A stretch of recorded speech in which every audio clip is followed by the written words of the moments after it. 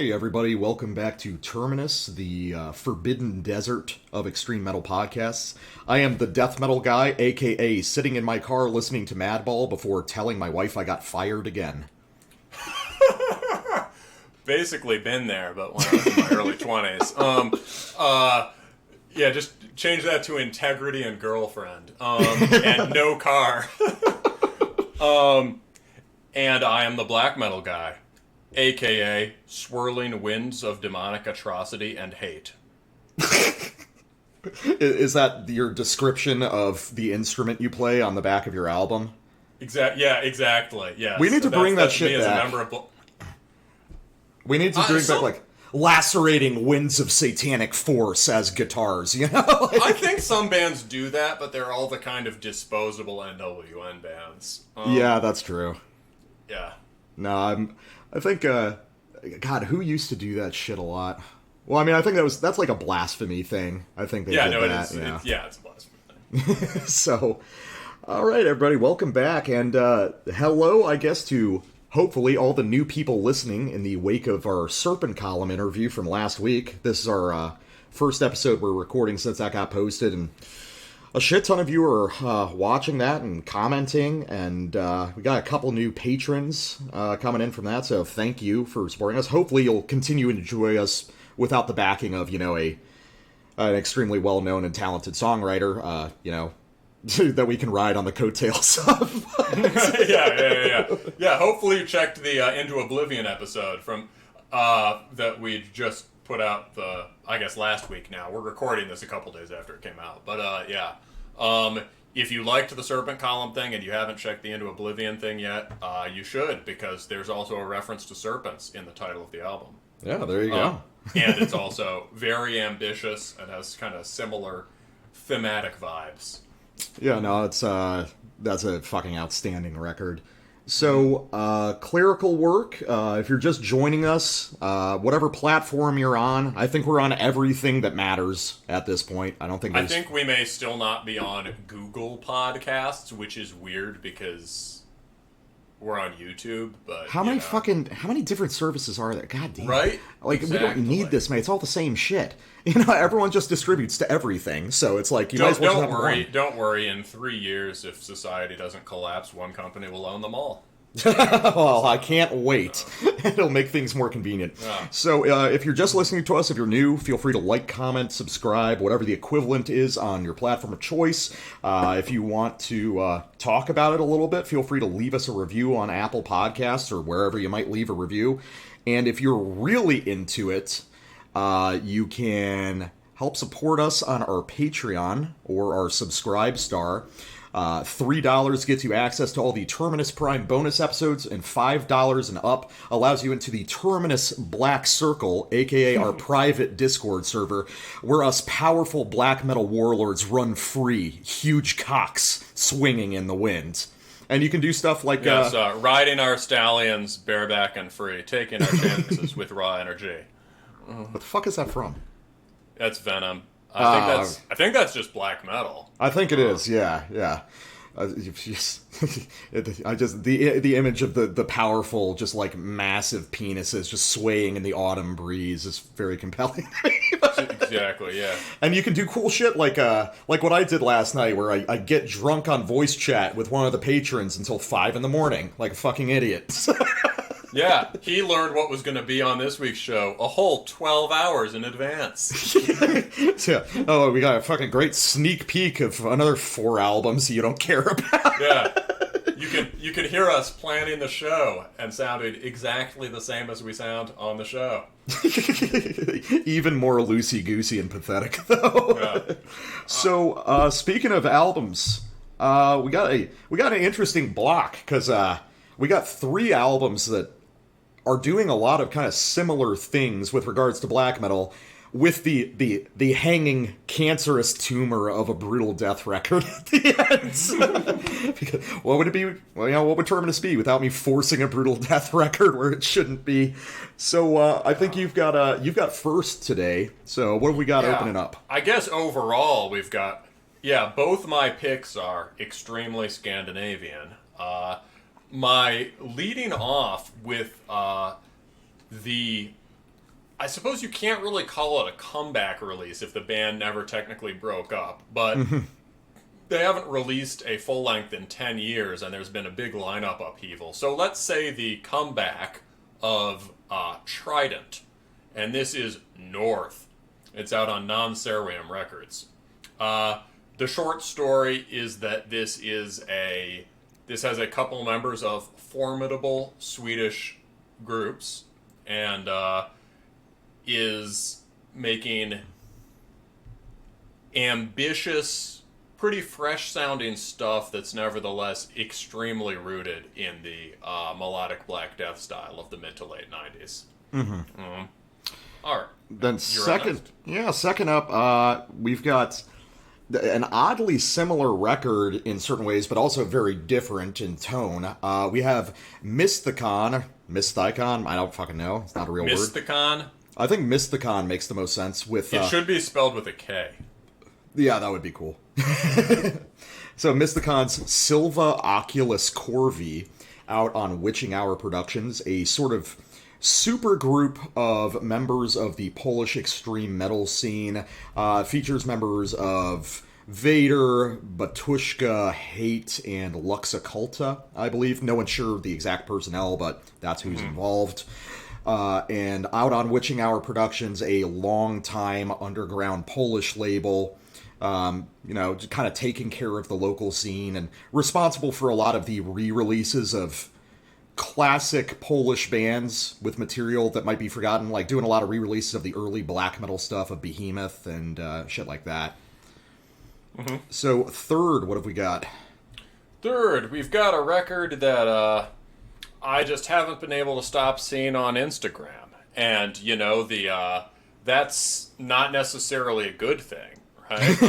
But we do follow and chat with some pretty cool labels on Instagram, so I thought, I've got to find out if this lives up to the hype. So, this is the new EP, although it's in this category of the long EP. Yeah, it's a half hour long.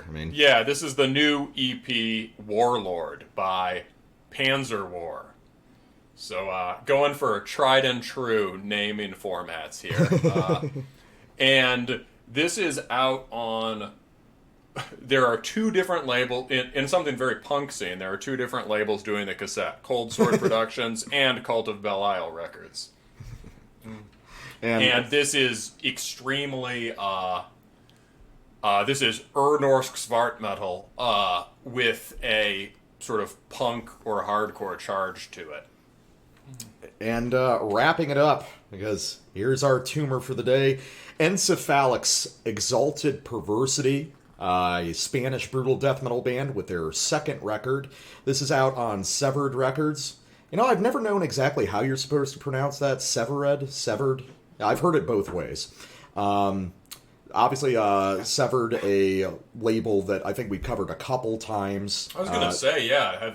This is maybe like the second or third, or this is like easily the third or fourth thing you've covered from them. Yeah, they did the U.S. release of the Oncology record. They did one of the CD version re-release of the what was the Maggot Stomp?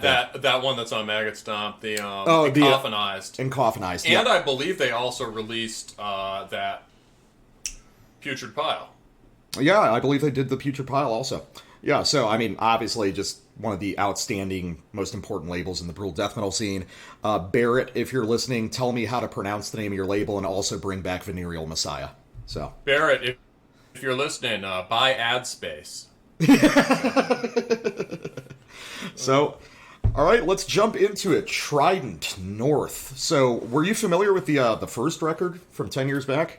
Oh, no. I think I remember... So, there was a record 10 years back, and I think I remember noticing and deciding not to look at it because it was, it's like, oh, it's just members of... But members of what, you might ask? Well, members of a core member of Dissection, and a member of Lord Belial. So the two core members of this band in particular are a guy named Ulf, who's mostly played in heavy metal bands and does lead, and a guy named Reaper, who does rhythm. They've been in this since '07. Reaper played on Storm of the Lightsbane. And he wrote or co-wrote Unhallowed, Thorns, and Soul Reaper. So that's some pretty impressive credits. And the bassist is Anders Backelin, who is one of the three brothers who were the core of Lord Belial, who are this, one of those kind of,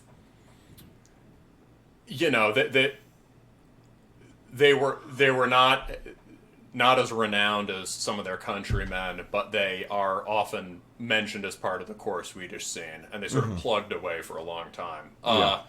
And so he's on bass. He's on bass here, and it is. I don't know. Yeah, and the Trident also, I should mention, is a dissection logo. Is a dissection kind of image or icon. Yeah. And Reaper seems to take his moniker from his work on Soul Reaper. Yeah. So this is very much consciously related to the dissection tradition and trying to build on that. Yeah. And it has a really cool cover, which, we don't usually talk about covers on the show, but really cool cover, which is kind of in the old Necrolord style. Yeah. By a guy named Juanjo Castellano Rosado. So that's the general background for this. And I guess also even the graphic design is worth remarking, because they haven't attempted to update the graphic design at all. This is computer-generated 90s shit in the logo, which is kind of cool, I think. It's very strange to see it contrasting with the artwork, but it still kind of works, paradoxically. Yeah, it's kind of... Yeah, exactly. That's true. It's different from the artwork, because if it was a Necrolord cover, you'd have, like, a cool, grim logo. Yeah. But it's, like... It's very... Together, it's a certain very late 90s thing, and insisting on using that kind of early CG logo is almost just like a middle finger. Yeah, I do appreciate that. It is very, very... trench coat era logo. Oh, it's extremely trench coat chin beard. Yes. So, speaking of which, I guess my take on this is, I listened through this once, and I think in the wrong way. I've been, confession to listeners, I've been listening to a lot of things on my laptop speakers, which, because I live in an apartment now. Honestly, pretty good laptop speakers, and it draws your attention to just basic songwriting things. So usually it's not a problem, but I wasn't paying enough attention. I went back last night and listened to it and was pretty blown away. I listened on headphones. And the impression I get overall is it's like very faithful to this dissection style, but where dissection's main limitation was this extreme commitment to old heavy metal aesthetics. This steps away from that, and it does it by being highly responsive to a record that you showed me on this show, which is Mayhem's Grand Declaration of War. Yeah. And that is... You might think, oh, Dissection plus Grand Declaration of War, that's just like all orthodox black metal from Sweden and France. But once you hear it here, you'll realize that none of those bands actually realized that fusion at all. Yeah. Well, also, it's like... Well, it's interesting because this sounds like Grand Declaration, and Grand Declaration sort of presupposes a lot of orthodox ideas, but this doesn't sound orthodox. It doesn't make the jump to that at all, I don't think. It is No, exactly. It sort of sidesteps it. And yeah, it sort of sidesteps it and comes out ahead. I think the Grand Declaration thing is distinct. Like, that album in particular has to be a substantial influence here, at least in the guitar style of a Blasphemer on that record. Yeah. So, any other of your overall thoughts on it? So, this is interesting because it's attempting to, I think, fuse this very kind of traditional idea of what kind of a Norse-Swedish melodic black metal band does with this updated sense of guitar technique and a willingness to bridge into sort of modern ideas of dissonance. And it kind of does an impressive job because, like, although the guitar technique is clearly too advanced, this still kind of sounds like it could have come out in 98. It's... Yeah. it fits into that paradigm surprisingly well. And we'll kind of get into like the individual things that you're picking out. I'm sorry, go ahead. It sounds new. Yeah, this doesn't sound like an old band attempting to recreate. It doesn't sound like old heads recreating the sound of yore. Nor does it sound like a sort of attempt to, quote, update the sound. It sounds like they've taken potentials that were already in the sounds that they were working with back in the day and made a record that stands on its own with new stuff. Does that make sense? I think so. Well, I mean, I think it's because it's got guys who were actually there for that scene. Yes. But they, I guess, not to sound backhanded, but they weren't in bands that were successful enough where they could just, like, sit there for their whole careers. So these are guys from the Dissection broke up. Yeah. Yeah. These are guys from, the older scene who had to keep learning, which is something you don't see a lot. A lot of these guys, they rest on their laurels. They're playing the same riffs they did in '92 that they stopped listening to anything other. A lot of them stopped listening even to the bands they came up with, and they're just like, yeah, I listened to Venom and AC/DC mostly. Yeah. No, these guys... Which is fine, but... Yeah. Well, these guys kept listening. So, let me just start off with a sample, which is... Yeah, it's literally Dissection plus Grand Declaration of War. Like, I had my doubts when you described it like that before listening to the record, and then I got to this part, I was like, yeah, you're fucking right, that's literally what this is. So, let's listen to a passage off the first full track after the intro, entitled, very, very arrogantly, Death. Let's give that a shot. All right.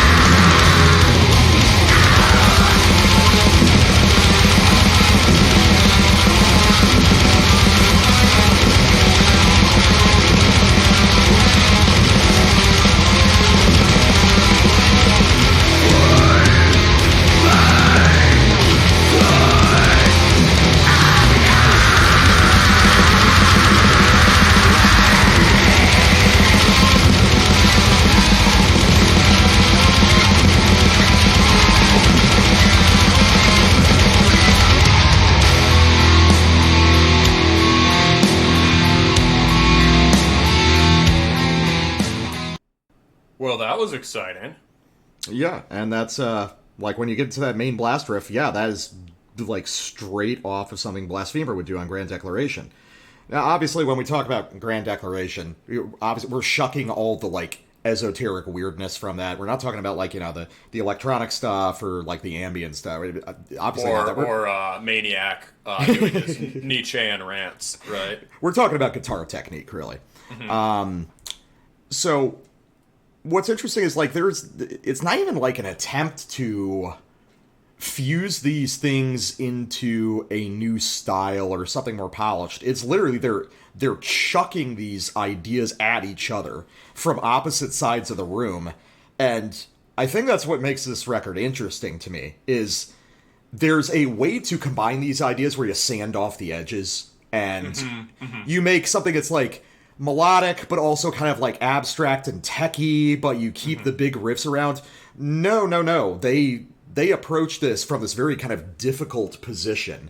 And the fact that they didn't polish it, that they left the Grand Declaration stuff very difficult, is interesting. There's a version of this album that is a lot more palatable to more people. Yes, I like that a lot. And I mean, again, this is responding... It's, Dissection in part was as aggressive and over the top as it was, right? It was also extremely accessible. Yeah. This is a good way of pushing that sound towards something rougher, right? Making And dissection it actual also- extreme metal. Well, yes, yeah, we have this bit on the show that dissection is, very extreme, but if you look at how the songs are written, they really are written like heavy metal songs. Yeah. Which becomes obvious on Re and Chaos. And that shocked and horrified everyone that John would write heavy metal songs. But Re and Chaos is great. Yes, it is. So this is... And one reason it works, I think... Yeah, I like what you say about them not sanding the edges off. And that's a thing I'm a fan of. Yeah. And that sort of high contrast. But one reason it works is that there's already such an affinity in the chording between later dissection and Grand Declaration. Yeah, I think... John, when part of the dissection formula, the black metal part, in many ways, just comes straight from Mayhem, right? Yeah, it does. And I think as I was listening to that sample, I think there's a concerted effort to take riffs that would be dissection riffs and chord them in even weirder ways, so that kind of nasty edge of dissonance, even if the root notes that are being played are basically a regular consonant switch melodic black melody, the way they're chorded gives it this ugly edge that you wouldn't hear back then. Yes, and simultaneously also to take some of the more melodic sounding riffs and chop them up rhythmically in an interesting way. Yeah. That doesn't compromise their riffy quality. It doesn't turn them into like chonkety tech stuff. It sort of adds a more... This is very rhythmically developed music, right? And it's much more rhythmically developed than most black metal at that time was, and now still is, right? Yeah. And we've talked on this show about how rhythm is one of those areas in which black metal has a lot of room to develop and expand. Yeah, it does. So, following up on that, I guess here's my sample. This is a long record, and they released it as a double LP, and sometimes that seems gratuitous, but I get why they did. There's a lot of shit here. These are big epic songs, and there's how many of them? 9 of them. Yeah. So this is off. Both of my samples come off the back end, but I think on Final War you can hear some really interesting rhythmic stuff going on that you might have terms for that I don't. So well, this is actually a moment that caught my ear, and I thought about sampling until I saw you did it already. So nice. All right, so let's try out Final War.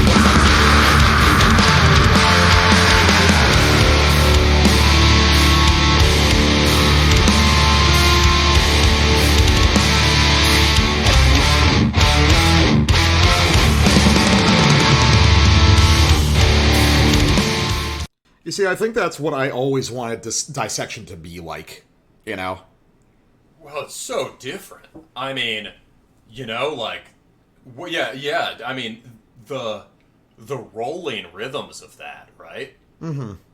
Well, what did you mean by that, though?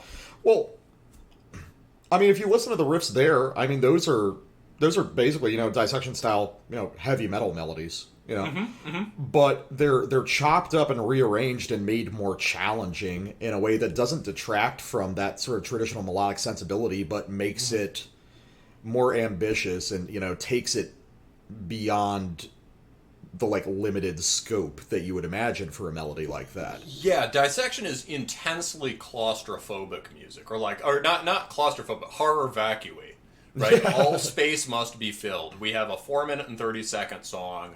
We're going to play everything twice as fast as everything else. Everything's going to be in rigid 4/4 or 6/8, and we are going to. And I'm gonna play this insanely fast while doing the vocals, and fuck you, right? Yeah. It's this sort of impressive display of flattening kind of Black Death thrash power. And this is... And it means you have to fire off the hooks. Yeah, it basically means, like, all you got time for is the hook on Soul Reaper, or whatever, right? Well, I think... Where this actually let those melodies breathe.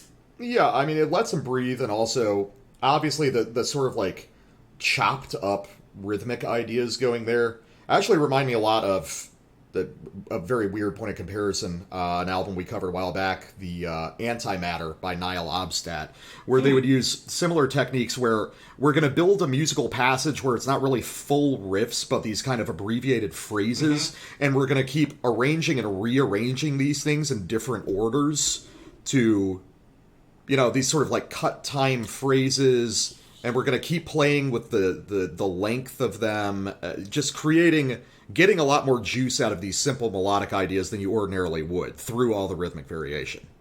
And you know what? I wasn't sure whether I was going to bring this up, but since you mentioned Niall Obstat, a thing that kept coming back to my mind since we listened to it for one of the bonus episodes is Chrysion. Mm-hmm. This sort of cellular, motivic, rhythm-based technique and these kinds of... the way they take these little segments and use them to make these rolling kind of arcs of an idea, right? Yeah. This is... The weirder Chrysion songs are like that. And some of the blasting parts on this record sound a lot like Chrysion, too. But the thing that really strikes me here, also just immediately, physically, is it's like... there's a feeling of, like, extreme pushing and pulling between where the melody wants to go and the rhythm section. And it sounds like every time this band hits a slow part, it sounds like they're exerting physical force to hold the riffs back. Yeah. Well, there's also... like, they're just... and the riffs fall just under the expected tempo, which makes them crushing.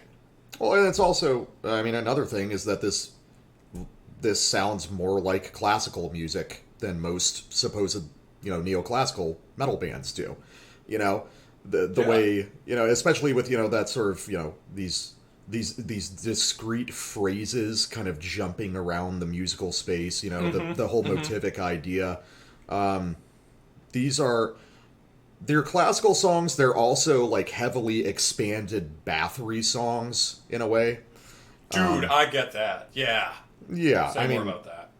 Oh, I mean, I feel like it's pretty apparent. It's like, you can't, if you're going to do like Scandi black metal stuff, you can't escape the shadow of Bathory.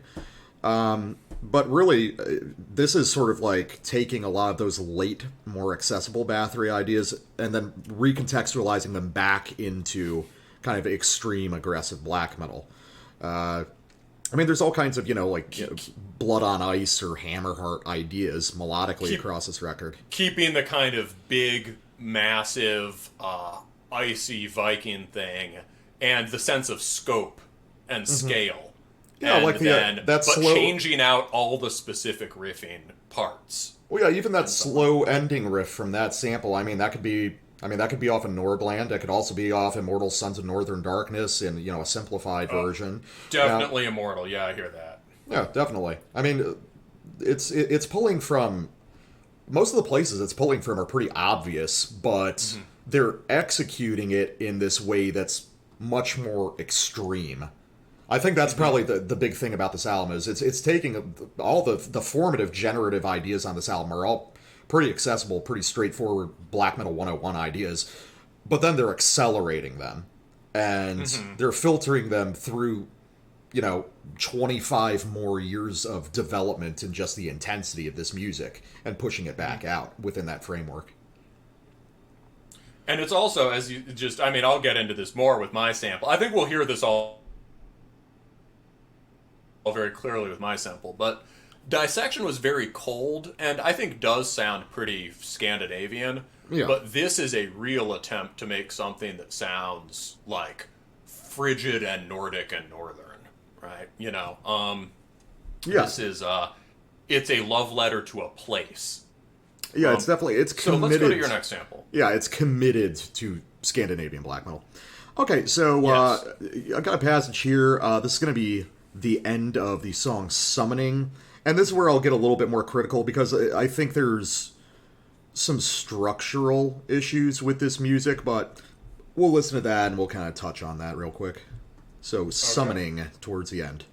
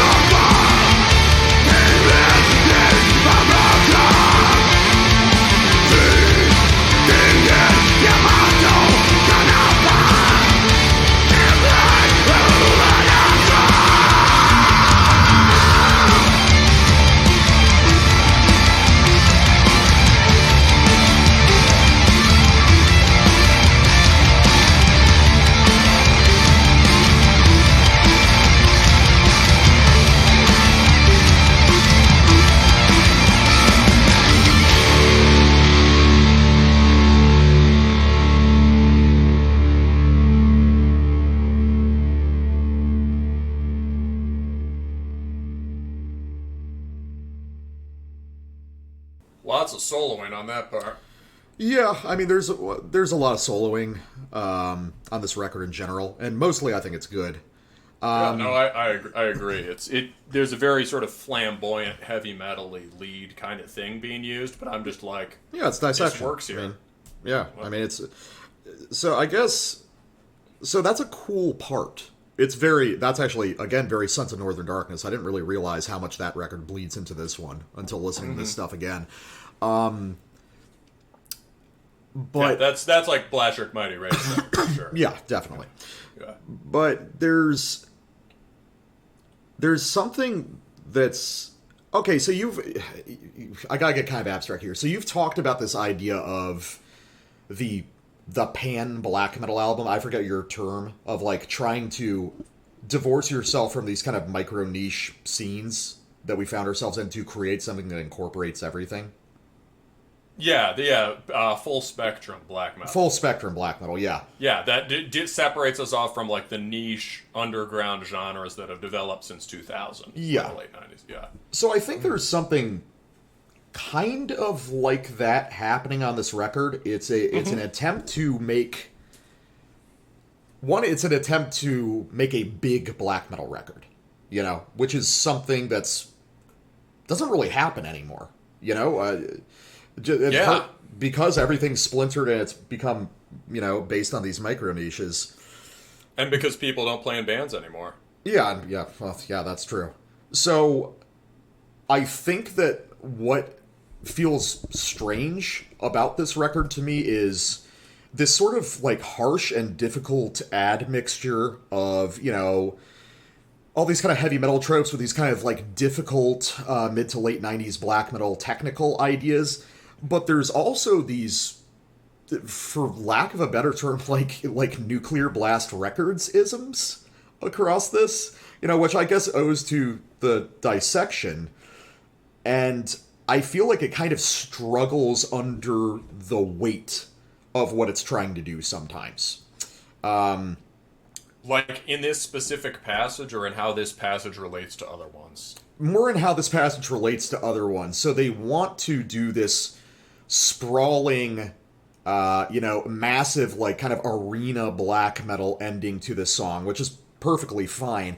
But then you're trying to jive that alongside these, like, really aggressive, difficult ideas across the record. And it makes it feel a little uncertain to me at times. Like, I think that some of the... First of all, I think the album's too long. I mean, that's part of it. As a result, I think a lot of the songs are too long. They're not cutting where they need to, and as a result, these songs that would be possibly, like, super powerful 5-minute songs are now kind of, like, pretty good 7-minute songs, if that makes sense. I don't know. It's just I don't know if I follow you there. I think, well, no, they're definitely long songs. I found myself enjoying the long song element on this record, which relates to the sense of going for a kind of scale that people don't normally aim for. Or if somebody does write a 6 or 7 minute song right now that's pretty common, right? Mm-hmm. But it's much more along the lines of 6 or 7 minute song with like 5 riffs. Which is by no means a bad thing, but usually they have a very predictable form. It's like you do some A-B stuff, there's a bridgy thing, and then there's the 2/3 surprise, which is the really sick riff you save for the end. Yeah. And then that's the song. And, like, these have structures that are different from that. And there's, like, different things that happen in the song. And I think another thing I like about it is that it has very... Each song has at least one distinct event in it. Mm-hmm. And I think all the songs feel kind of different, almost in the way that pre-metal rock albums did. Not to that degree, which would make it bad, right? I get what you mean. But yeah. Well, I guess my issue is, in a sense, we've got this convergence of a really interesting set of influences, but I'm trying to see where is Trident's voice personally. Mm-hmm. Obviously, because I can pick this record apart. This riff comes from this. This riff comes from this. This passage resembles something off this record. But I'm still trying to figure out where Trident, as an entity unto itself, divorced from all of its history, kind of finds its own sound. Do you know what I mean? I guess. I didn't get that feeling from this. I thought the sound has something to do with... I mean, because this guy has, is a natural part of the dissection lineage, it sounds to me like that's being processed through these other sort of more geometric, angular ideas. And producing something fairly consistent. I think the way I get what you mean, that there's a stylistic difference between the sort of, the most, let's say, mayhemic parts of this record and big moments like that. But I think it's supposed to, I mean, like, you and I could probably spend more time arguing this out and you could show me what you mean. Mm-hmm. But, like, to me, I hear it as the difference between, high-intensity parts and release parts. I got you. So you're processing it in this. You're processing these songs in a more narrative way than I am. Yes, I think it's meant to be very narrative, and I think at a lot of the best parts, I think I'd feel more like there was this question about personality if the best riffs didn't have, if there was more of a discontinuum. If there was a discontinuous feel between parts that sounded like Grand Declaration and parts that sounded like Bathory. I think they do a good job of merging them. I'll get on that. That's kind of what I think. I mean, I'm almost inclined, based on that, to try to change my last sample, because I picked something that's just, the track North is just probably their most, they're just tribute to all that is glorious about straight ahead sort of Viking black metal. Yeah. And I just picked it because I love it. It's kind of their, It's the big one, It's a big one, yeah. It's kind of their answer to Thorns of Crimson Death. It's typed on that, I think. I mean, shit, we can play it, man. Let's just go for it. I was thinking, yeah, but like I almost want to play something from Imperium Romanum where there's like you can really hear the mayhem and the dissection in a single blast riff, and that to me feels like their style. Okay, fair enough. Yeah. Okay. I think I want to play this one. I think I want to like. Yeah. This to me is a good example of the complete fusion of these styles in a way where you sort of can hear the separate parts, but you have to really try to tease them out. It's like this is like possibly the most extreme we talked on the show about like hybrid riffs. Yeah. That have different sort of styles folded into them. This is such an intense mode of hybridization that you have to pick out different kind of ways of phrasing by like the half second sometimes. All right. So yeah. So this is from Imperium Romanum at about 33 seconds. All right, let's give that a shot.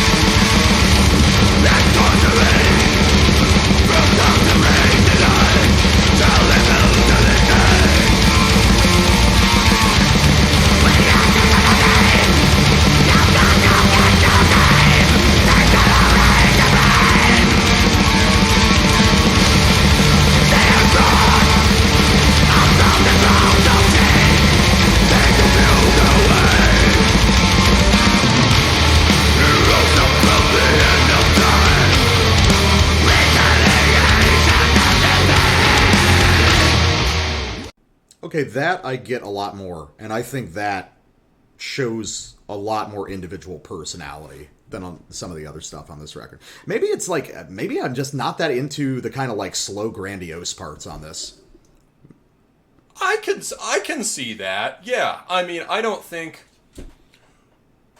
Well, yeah, the part. Yeah, so so there's like a spectrum here, running from sort of choppy, abrasive stuff to stuff like this, to the sort of expansive 6/8 parts. I think maybe, I'll try to meet you is, it's probably not that hard for this band to write something like the sample you played off the end of Summoning. Yeah. You know what I mean? Yeah, they're used to doing big, epic, heavy metal things. Yeah, just like fucking rock out a 6/8, and because they're bass, something we don't talk about much in reviews in general is bass and vocals. Yeah. And here, the bass you can actually, well, this is a cliche of its own, but you can actually hear the bass, and it's well played with a lot of sort of drive, playing rhythmically against the guitars. Yeah, so he's doing a lot of these kind of finely touched kind of rhythmic accents underneath, what would just be a regular tremolo riff. He's just popping in like a little 3-3-2 pattern or something into it. It's nice. Exactly. And it's played with a lot of soul. So like if you hit one of those big slowed down 6/8s and you're basically just doing like, okay boys, fucking Thorns of Crimson Death, right? It's or Hordane's Land or whatever, right? It's very easy to they can sit in that because the bassist can rock it out. And because the thing I wanted to highlight about this record, which I haven't said yet, is the vocalist is really good. Mm-hmm. Did you feel that? Yeah, I don't think quite to the degree that you did. I think that it's strong because of just how fucking upfront it is. It's really just going for it. It lacks the super polished feel you would get from records that might sound like this, with the kind of grandiose quality. I think that's good. Yeah, he's got a much rawer style, which I think is to the benefit of this music. Yeah, you need that. In fact, given that there are these kinds of poppy moments in it.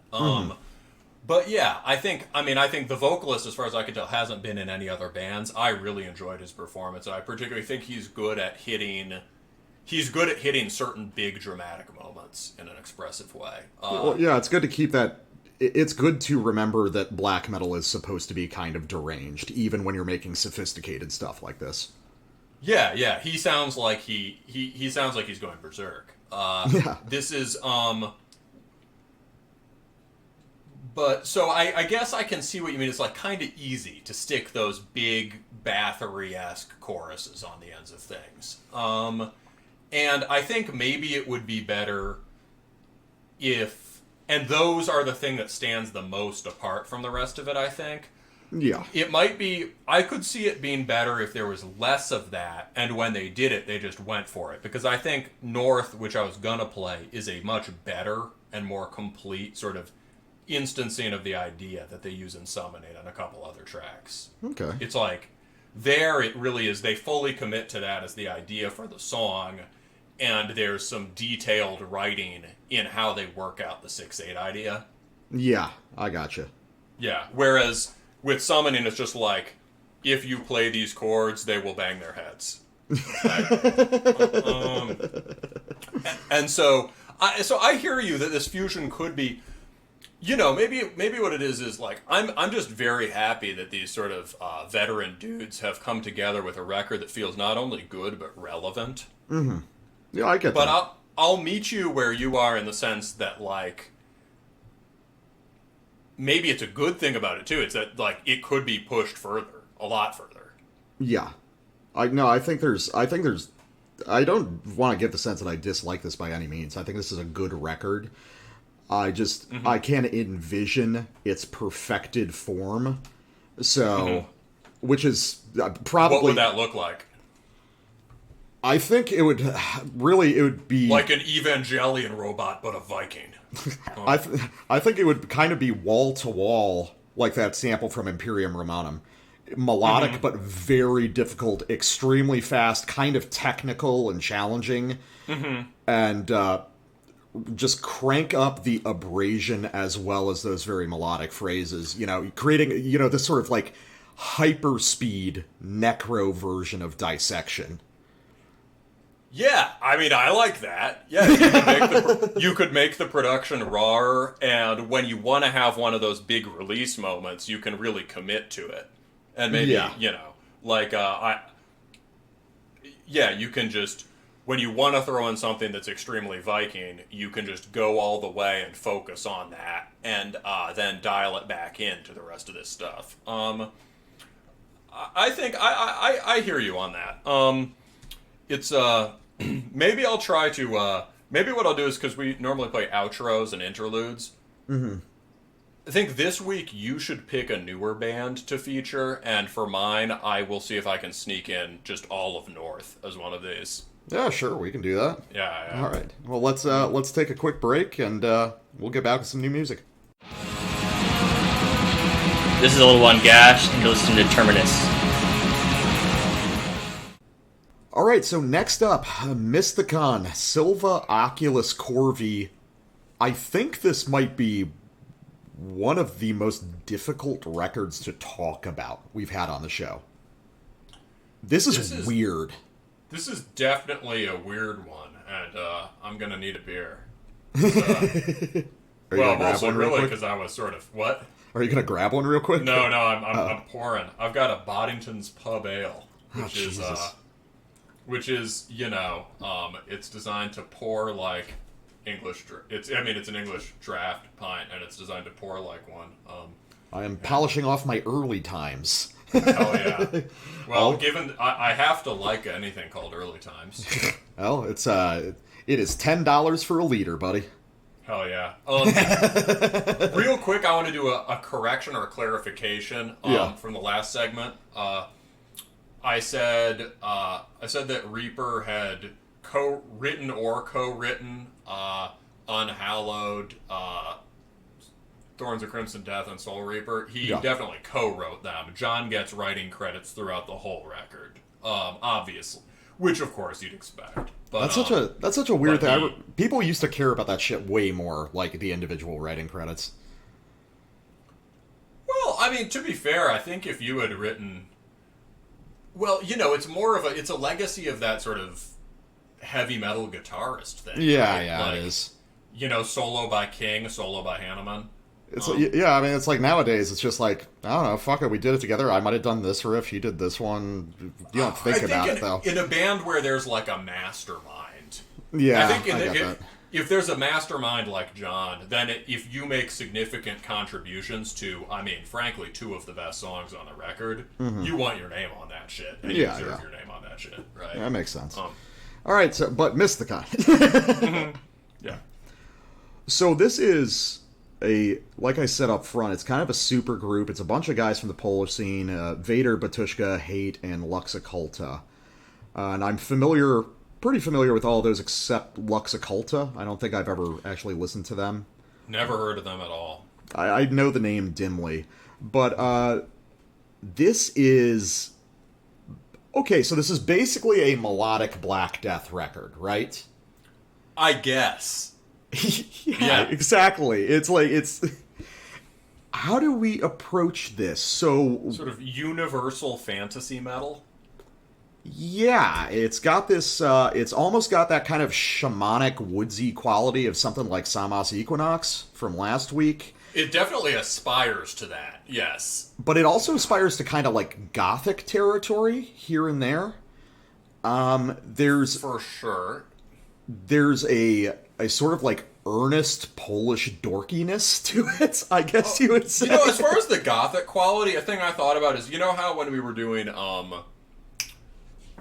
I think this came up when we were talking about Kors from Ukraine, but how there's this Slavic gothic aesthetic that often gets sidelined next to the folkier stuff. Yeah. So there's a band called Polish Arcona has stuff that is really, really good, sort of just straight distillation of certain things about early Emperor. Yeah. But with like a more flamboyant, gothy vampire keyboard thing going on. Yeah. And I can kind of hear some of that in here. I think a lot of the gothy stuff here is Cradle of Filth, frankly. Just filtered very strangely, as well as, and you brought this up in the notes, a lot of sort of Peaceville stuff. Yeah. I think that's a big influence here. But I will say there's no one-to-one comparison. This band really doesn't sound like any other band in particular. No, and you wrote this in the notes. You were like, I can't tell what lineage this comes from, maybe because it sounds like stupid, medieval music in a good way, right? Not, that's maybe self-deprecating, but maybe because it sounds like, yeah, so very pagan, I would know, but I don't. Yeah, so a few episodes ago we covered a record, we covered Hard by Svedurna, which was a similar case where it's like, okay, this is accessing these influences and clearly a through line of a style of black metal that I'm just not familiar with. So I have to just kind of take it as presented. That was the same feel I had here. But those were a bunch of my favorite bands, whereas here it's like, I don't know. Yeah, in this case, I was sure there's like, he'll know what the fuck this is, but apparently not. I guess this is totally left field. This is the first thing that's thrown us both for a loop, I think. Yeah. I guess it's original. You know what I mean? Does that happen anymore? Shit. Well, yeah, it's definitely original in a different way from the very stuff like Into Oblivion or Serpent Column or any of these bands that are sort of pushing the envelope in certain ways. That's a different kind of originality from this. This seems to be drawn from very old parts, but it creates an extremely idiosyncratic whole. Yeah. So with that being said, let's play a sample to get the ball rolling. Yeah. But individual samples again are hard to pull on this because this is very idiosyncratic kind of record. No, there's not like an obvious moment that keeps happening or an obvious motif that keeps happening. But let me try something that's like, this is one of the more accessible parts. This is off a track called Into the Dark, where we're going to see some Swedish stuff and some Cradle of Filth and some other stuff that I just don't really know what it's from. So let's go. Let's give Into the Dark a try.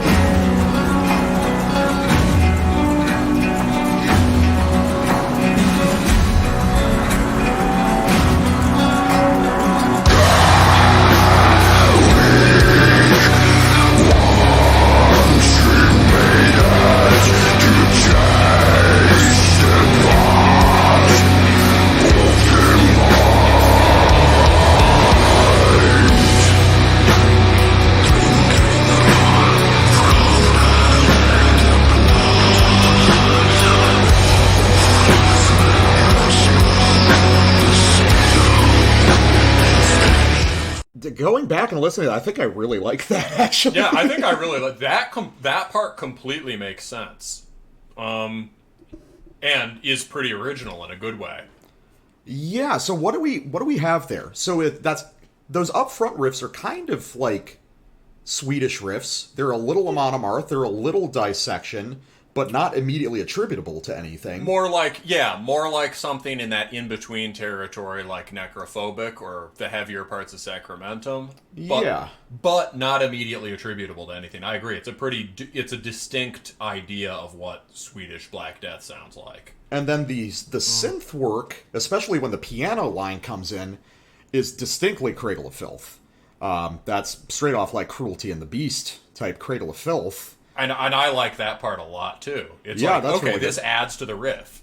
And then you drop into this, something that happens over and over on the record. I think there's really a passage like this on every song, of a sort of, not folk, not ambient, but the song stops and it does something else. Like, I guess I would just say, like, fantasy sampling. Yeah. Gothic fantasy samples. Yeah, and what was in that one? It was... The ticking clock was, like, the center of it. You had the synth line and the kind of, like, shamanic tribal drumming. Were there crows or something? I think there might have been. Or it seems logical that there would have been. Yeah. I think that might be a false memory, but I think I remember crows. It's... So, I think... Is this a slideshow of the favorite bands of all the members? That's the simplest way to explain this, right? It's like there are...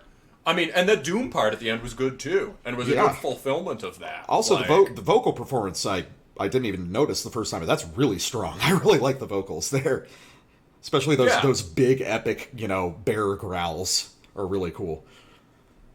Yeah, I think I like the lows better than the highs on this one. Okay, I gotcha. But I guess the issue is, like, it's very hard to get a grip on what these guys consider a song, which is a very weird thing to say. I understand, but these songs don't have distinct arcs to them in the way that you would imagine. Yeah. And so this might be, if the North was this sort of... if Trident's North was sort of like this very long-form narrative experience that kind of builds from the more mechanical stuff towards these big moments of sort of epic Scandinavian climax. Yeah. This is also very narrative music, but in a much more episodic way. It has a vignette quality to it. Yeah, what do they call it? Picaresque. There's no real... Yeah. That's a word they use for things like Don Quixote. It's just like, people go around, different things happen. Mm-hmm. This is maybe like a series. There's something very video gamey or fantasy of it about this in the sort of like 90s, early 2000s high point of those genres. I just thought of, and I don't think this... Maybe each one is like a different dungeon. Yeah, well, I was going to say something like that. This just occurred to me. Couldn't you imagine this album making way more sense if these were all, like, single Polish folk tales? And they were just songs built around the individual ones? Like, but that's not what's happening here. There's this internal universe, it seems, that isn't really explained. And it's just like, what the fuck is happening? And it makes an interesting universe, because you got to figure out what it is. I mean, it's the Dark Souls of Polish black metal. Yeah. My feeling is like there are 3 different sounds here, and any 2 of them would go together, but holding all... You can't make a Magic the Gathering deck out of 3 colors. Right?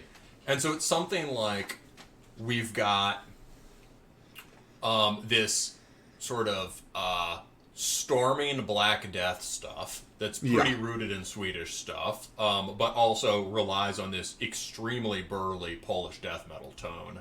Yeah. Right. And that stuff's cool. We've got this Cradle of Filth element that comes in some of the more blasty parts.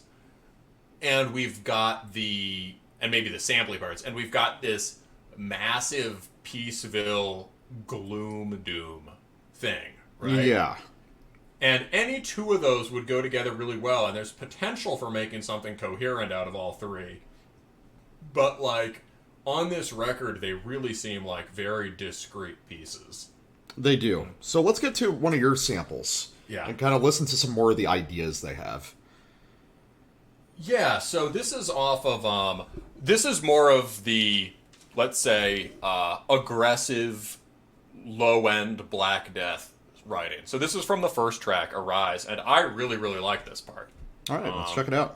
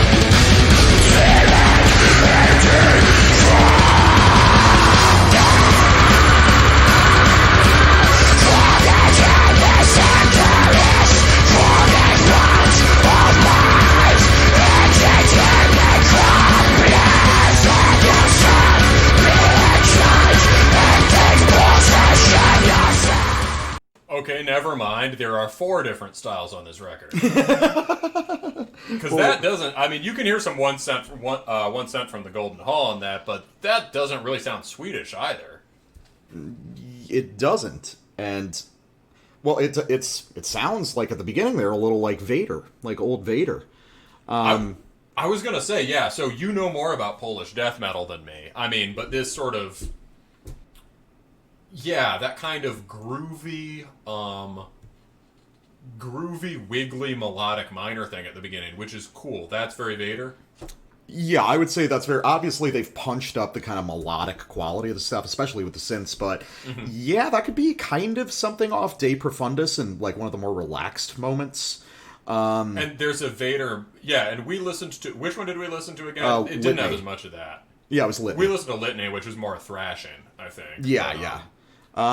So this does have some sort of Vader personnel in it. I'm not, again, we don't know who it is. But there's also a different quality. This is not an aggressive album, really. Like, that's fast and it's intense. That's the most aggressive part, I'd say. That's pretty aggressive. It doesn't really, I don't know, I don't really get that sense off it. It's like, it's stormy, but it's like aggression. I always think of that as directed at the listener. Like, it should feel kind of punishing, you know? It should feel like it's attacking you. This isn't really attacking you. This really is pan-fantasy metal, you know? Like, sort of narrative. It's, the big riff there is interesting. Da, da, da, da, da, da, da, da, da, da, da. I just butchered that, but you know which one. The big melody riff there at the beginning and the end is kind of... Mood-wise, that reminds me of this whole sort of niche of, I guess you'd call it cruel death thrash. Stuff like Ares Kingdom or House of Atreus or a bit like Gospel of the Horns or something. It has this kind of thrashing pagan barbarian sound to it. Or I guess Scythian, one of my favorite bands. Yeah. But done with this very burly single-string Polish guitar tone. And then you never hear... And so I really like that. And then you never hear anything like that on the rest of the record.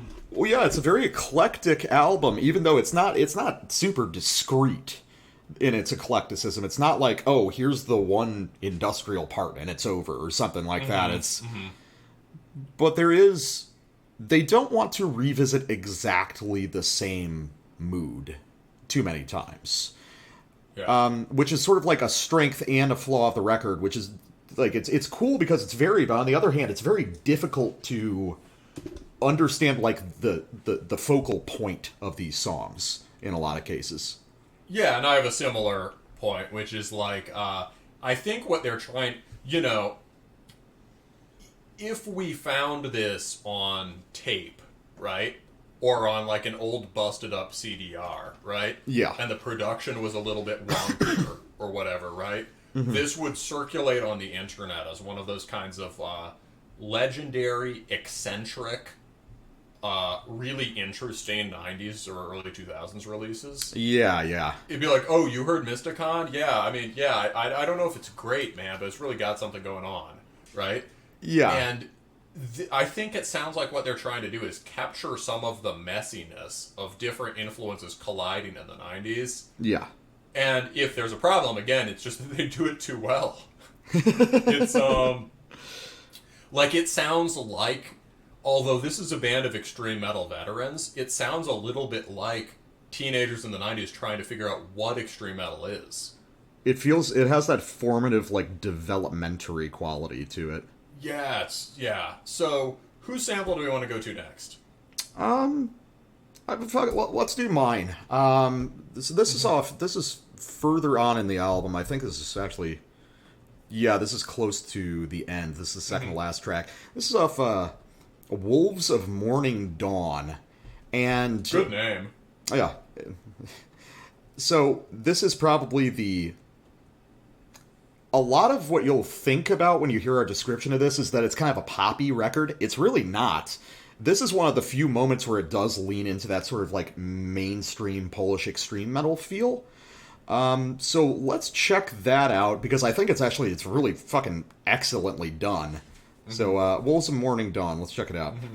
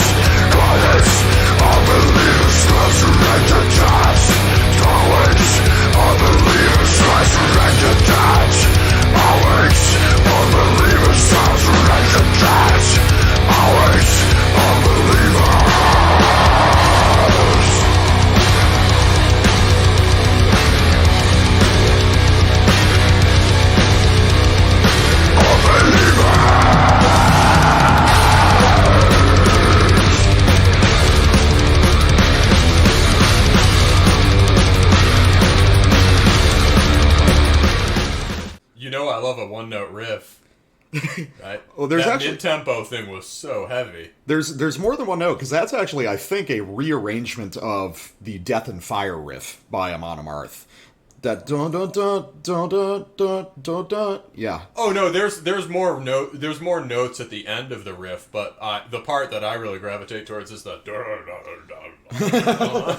no. I know it's not literally a one note riff, but it's so that whole part is kind of awesome. Like it really builds up well great. into that. The absurd industrial sample. Once you hear what comes out of it, when it makes comes sense. in, you're like, yeah. When it comes in, you're like, oh god.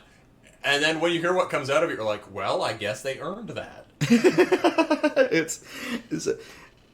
Again, what the fuck are the influences here? Is it just kind of like pop metal throughout the ages filtered into this very strange shape of kind of like shamanic Polish Black Death? And would you say that reminds you of like Behemoth right there? That kind of the industrial sample and some of the wiggly stuff? Yeah, I'd say a touch. I think it's hard to get away from Behemoth. if you're a Polish band. So there's going to be brushes of it because they've been through so many eras. This has internalized some of the like big pop ideas of modern Behemoth, but it's such a... It's like... It has that feel of like, oh, teenagers imitating all these like pop metal bands they like, but not really knowing how it's executed, and what comes out the other side is something really strange. You know what it's like? The ways that this record is incoherent, right, are basically good. Yeah. And it's like and it's good because it's veteran players who are writing music with this kind of vitality and exuberance. Yeah. That you almost never hear. And so in that way, it's like the Trident. It's like, this music is still fresh to these guys. It's just... they're really committed to a vision. I just think they have trouble communicating the parameters of that vision. My overall thought... Yeah, my tagline for this is, I don't understand them, but I respect the hell out of them. I will say, honestly, upon listening to this stuff again, I think I like this a lot more than I did at first blush. I was texting you when I was listening to it. I was like, this is a weird record. I think I'll need to listen to it a few more times to really process it. And I think in this case, I will go back to it to see if I can kind of uncover the thread that's guiding this music. There's definitely a mood for it. I think it's kind of cool wizard music like you talk about. It is! It's cool wizard music! And that explains why it has moments that are kind of like storming, but not aggro per se. Yeah. You're summoning your big fucking spell, you know? You're channeling your fireball. Or you're like, fly, Shadowfax. You look at the, and in fact, it has a cool wizard on the cover. That's true. And with a tree, a strange chaos tree covered in ravens. So, I mean, yeah, this is cool wizard music. And there is a venerable Polish tradition of that. In some sense, Behemoth is just really aggro cool wizard music. Yeah. There's also a band I'd like to listen to more, but forget about, Sacrilegium. Oh, okay. Yeah, I haven't listened to them in forever. Yeah, they did do comeback stuff recently that I think is actually pretty good. Mm-hmm. But yeah, Sacrilegium is sort of like the Polish pagan version of Master's Hammer or something. Oh, okay. Yeah, it's pretty cool. They have a record called Vicher, 96. So you should listen to that next time when you play Gwent. Definitely. So immediately after we record, got it. Yeah, exactly. So I guess we should do my last sample. Yeah, sure.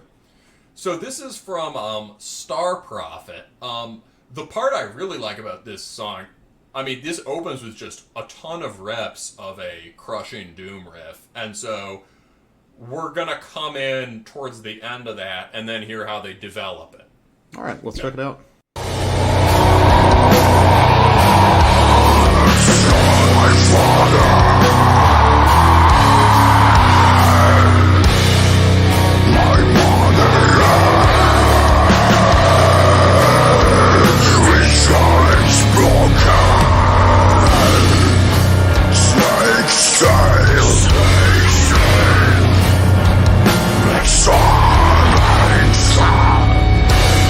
Which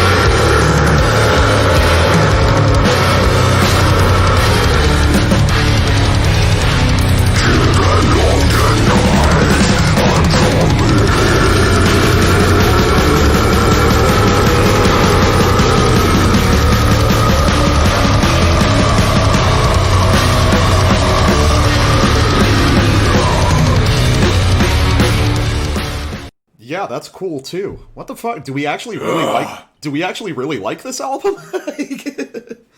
Yeah, I guess we like it. We were confused at first, but now, like, listen to all these samples, like, wow, all of these are fucking killer, you know? And I think I'm starting to get the sense that, I think I'm starting to get the songs a little bit more, because they are kind of songs based off of, like, one idea that morphs. Like, Star Prophet is... Yeah, because bringing that fucking gothic doom riff... Mm-hmm. Yeah, well, you say what you're going to say, because I think you heard it, too. Yeah, yes. I mean, the whole song is based off that riff, that one melodic idea, and they slowly elaborate on it, and then eventually it ends up in a very different place from where it began, but ultimately it's this very organic, like, single idea evolving in sort of like a folk or an ambient way. I think I'm starting to get this shit. That's like, where the through line comes from. Yeah, it really is this slow, shifting, accumulative style of songwriting. It just sounds so odd with this kind of style of music, the style of riffing. You don't usually hear stuff that's so kind of elaborative and accumulative. You expect something more immediate, but that's not what you get. You get something a lot subtler, I think. It relates to the way it's story-based, I think. And it's hard to track because I think each track has its own distinct process. Yeah. I think getting a sense of the overall aesthetic is difficult. I think I really like this. Holy shit. I think this is worth multiple listens. Yeah, I think I do too. Yeah. I think if there's any Oh, for sure. I think if there's... The one thing that I would actually complain about on reflection is I think some of the trem lines sound a little forced. That is, it sounds like they're leaning on the super burly tone to make riffs that, again, not the ones we played, right? Yeah, and these are things that come out... One way or another, they come out in the wash overall, I'd say. Yeah. But there's some riffs that sound cool because of the tone, but if you listen to them, you're like, oh, that only sounds cool because of the tone. Yeah, I think. I think that might be because now that I'm examining this music more, I think that there's a sort of rigor to the way they want to develop these songs, and I think that might sometimes paint them into a corner as far as where the guitars can go. So certain melodies sound good when they're slow, but then if you want to do them as a epic trem riff. Yeah. They're trying to develop these things in this like hyper organic kind of like rooted folksy way, but sometimes that just doesn't work that well. But they're so committed to it, they're like, fuck it, we're gonna punch through it and see what we get, which is that's kind of an admirable commitment. There's a good kind of futurity to it too, because it's like we're gonna use these folk ideas of development, but unlike folk music or let's say, folky heathen black metal or whatever, we're gonna develop them across style. Yeah. So there's the sense of fragments and blocks being held together by underlying melodic ideas. Yeah, which is actually a very whereas, in Graveland, it's just like, we're going to take this folky idea and here's 8 fucking minutes of it. Which I love, right? But this is a very different thing. It's like, I think this might be subtly very sophisticated music upon, further review. I think I'm going to have to listen to this a few times. That we actually really like this. This is. It's I think this is a cool record, and it's coming from such a weird pedigree of these kind of like big names in the Polish death and black metal scene. It's like, all right, I'm interested to see where they go from here. Oh yeah, the last thing I want to do is like a couple. The other thing I think is going on here, which we talked about before the show, is like, there's probably name checks happening here that you and I simply don't understand because of time things. And so I can imagine what a few of those are, although I don't know any of these bands well. So first, the best I can know is Eternus, but especially the second Eternus record, And So the Night Became, which you're familiar with, right? I think that's probably really like the first track on that. I think it's their biggest album altogether. Okay, so Eternus makes this turn from writing these kinds of folk hyper melodic folk black metal riffs tuned down to like this kind of burly, solemn power chord death metal. Right? Yeah. And this has a lot of that on it. I'd also say Bethlehem.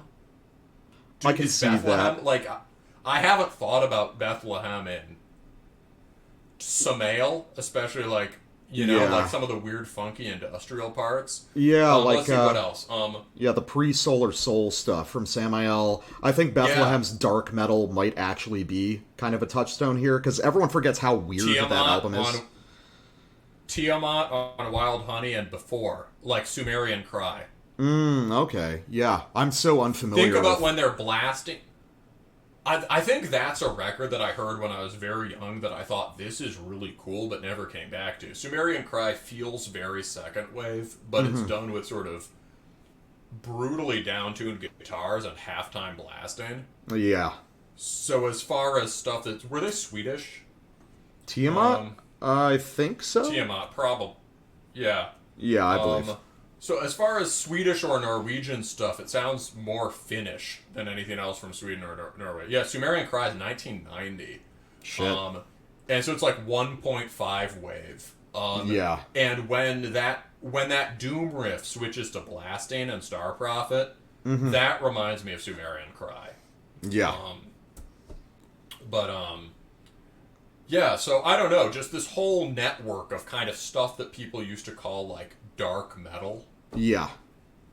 Which was a very annoying term, but it does gather together this set of like doomy, deathy, black ideas. Yeah, the sort of like modernized primordial ooze of those genres, you know? Yeah. So this is pretty cool. Yeah. Well, I think that's pretty good. And then, did you want to play North as our interlude here? We could do it as a show ender too, but do you have an idea for... Depends whether you have an idea of already the other thing you want to play. Oh, well, I was figuring after this one, reach back in time with something that a lot of people probably pretend to have heard, but probably haven't, which would be something off like the first Behemoth album, when they were a raw, punky black metal band, with a song like Wolves Guard My Coffin. Why don't we do that, and then we'll close the show with North, because that's just like that's just like a closing track, you know what I mean? Yeah, no problem. We can do that. Yeah. All right, so Behemoth, Wolves Guard My Coffin, and we'll be back with some more music.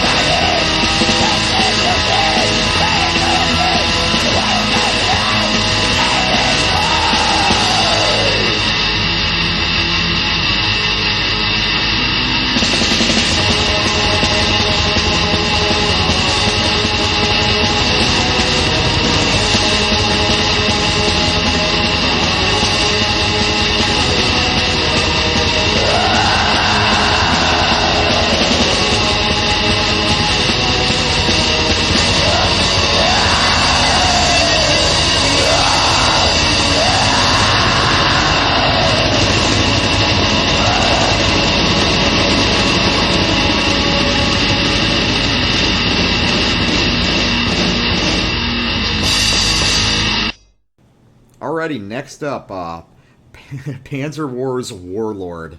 And so you're saying this is... How does a record make the rounds on Instagram? Does people take selfies with the CD or something? Just like... Well, one thing... I guess it's partly an effective... I mean, certain things just do well in the sort of raw black metal underground, and right now the raw black metal underground is highly networked online, which I think is a strength and a weakness, which is something I'd love to navel gaze about some other time. But but it's so it's one of those records that's getting reviewed or mentioned a lot, and also there seems to be some interesting biographical things about this band that explains it. I think he's been insanely prolific. So there was a demo that's basically a full-length record that very recently came out on Ephemeral Existence. Came out in 2020 and was put out on Teutonic Fury Records on vinyl. And there's also a full-length that just came out, Lost in the Confines of Absolute Hatred, which just came out on Neckelpud, which is another band that I follow on Instagram. And Warlord is now coming out on these two other labels, Cold Sword and Cult of Belial. So this guy is sort of... cranking them out. There's an unholy speed to the productivity. And I looked into it, and I think what's going on is part of the story is that this guy is actually Norwegian. Yeah. And he now lives in Calgary. But according to Metal Archives and a description that I'm gonna go out on a limb and assume he wrote himself, since 2005, Gautaz has forged different forms of what Panzerwar came to be in 2017. Winter of 2018, entered the Burial Mound to create the first demo. So basically since just before 2019. Yeah.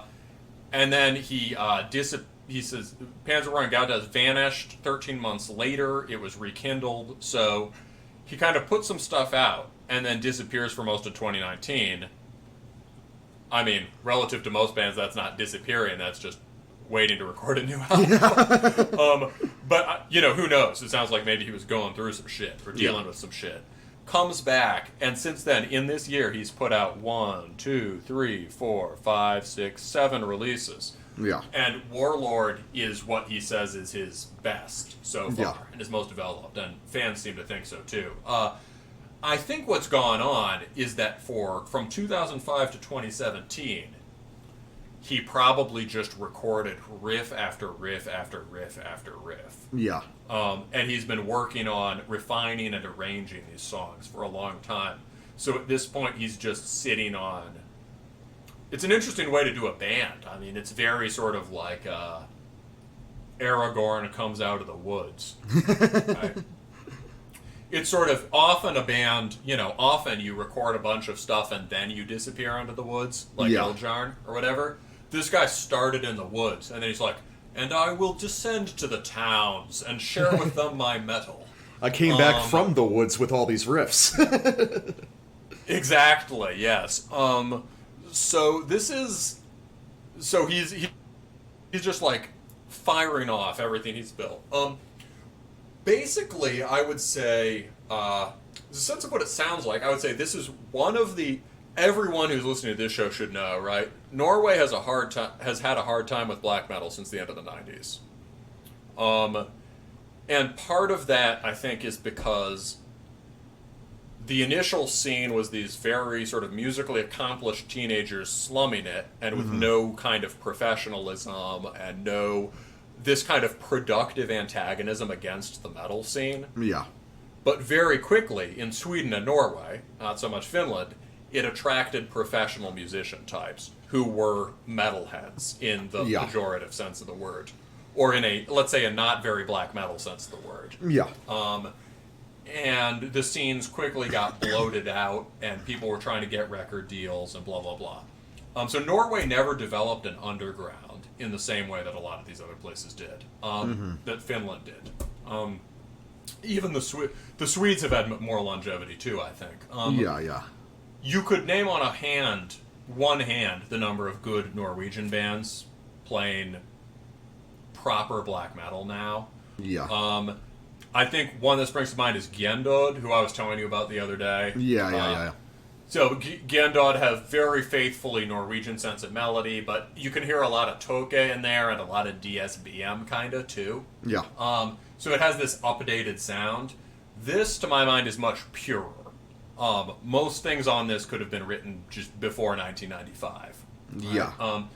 The other thing I'd compare it to is a band from Finland that sounds very Swedish and Norse called Hate Spirit, who have one of my favorite EPs this year. Yeah. So this record is cold and harsh and rabidly aggressive.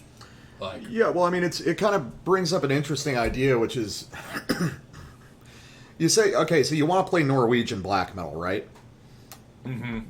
What does that mean without all the big names? You know? Because, well, I mean, what's Norwegian black metal? Well, I mean, Mayhem doesn't sound like Immortal, doesn't sound like Emperor. What is the root foundation of Norwegian black metal? And I don't know if that's a question that's ever really been answered, and I think this is a guy trying to convey what he sees as the primordial essence of that regional style. That's a good way of putting it. Yeah, I like that. Yeah, because, I mean, it's like, you can't, oh, I like Norwegian black metal. What, you like all these huge transcendent bands that everyone loves? Well, yeah. Oh, I love Norwegian black metal. I love Day Mysteries. Yeah, you should. It's one of the best albums in music. Yes, you should like that album. That's not, I mean, but is it reflective on Norwegian black metal as something, you know? I mean, there has to be a ground game, you know? And I think this is an interesting idea of it. You know? So Norwegian black metal as founded in... Yeah, because these bands were all part of an initial scene and moment, and then they just become these singularities, right? Yeah. And this is like reimagining Norwegian black metal as something that could be played in the folk tradition of these various regional scenes. Panzerwar is reimagining Norwegian black metal if it developed the way Finnish black metal did. Yes, or Finnish, when we talk about like the sort of micro scenes that have come off of black metal, like Finnish, French, Polish, Ukrainian, and Russian, whatever, right? And this is like if the Norwegian sound had been perpetuated in the underground. Mm-hmm. Well, let me throw a sample out there. Yes, just something pretty representative of the sound of this record, and I think one of the instances that makes it so authentic would be this passage. So this is off the first track, right? Yeah, it's off Warlord, the title track. So let's just give that a shot.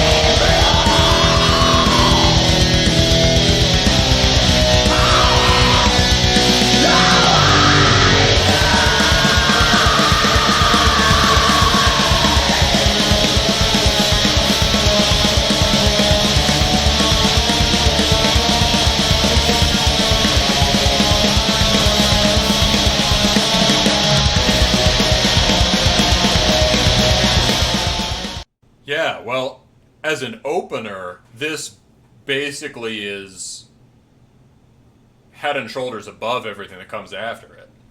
It's a really strong track. Yeah. I think I picked stuff off my two favorite tracks on this.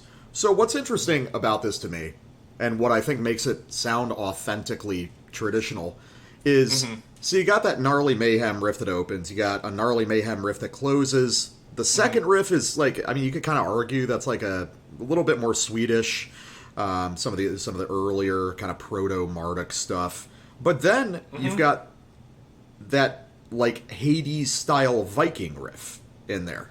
Yeah. Da, da, da, da, da, Yeah. da, da, da.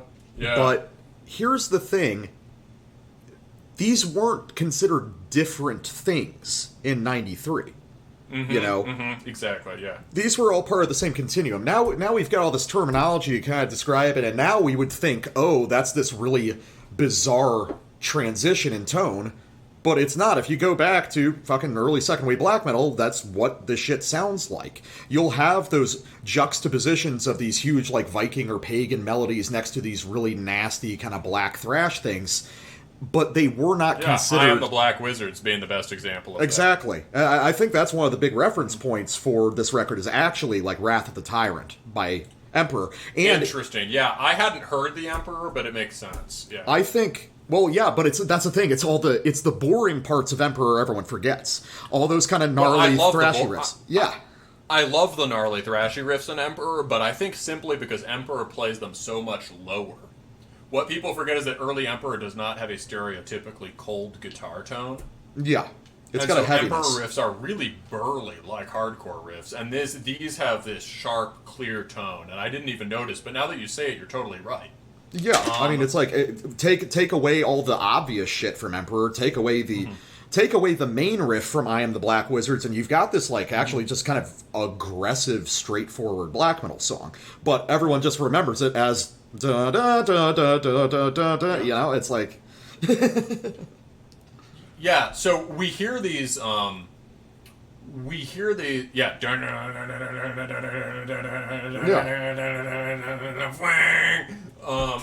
Yeah, you hear this going, yeah, so we're like, people who hear these as different styles are looking backwards through these different little siloed subgenres that we've developed off it. It's like Norwegian black metal produces Viking-sounding stuff in Poland and Germany, right? And it produces, like, you know, or it produces more sinister sounding stuff in Sweden or whatever, right? It's like,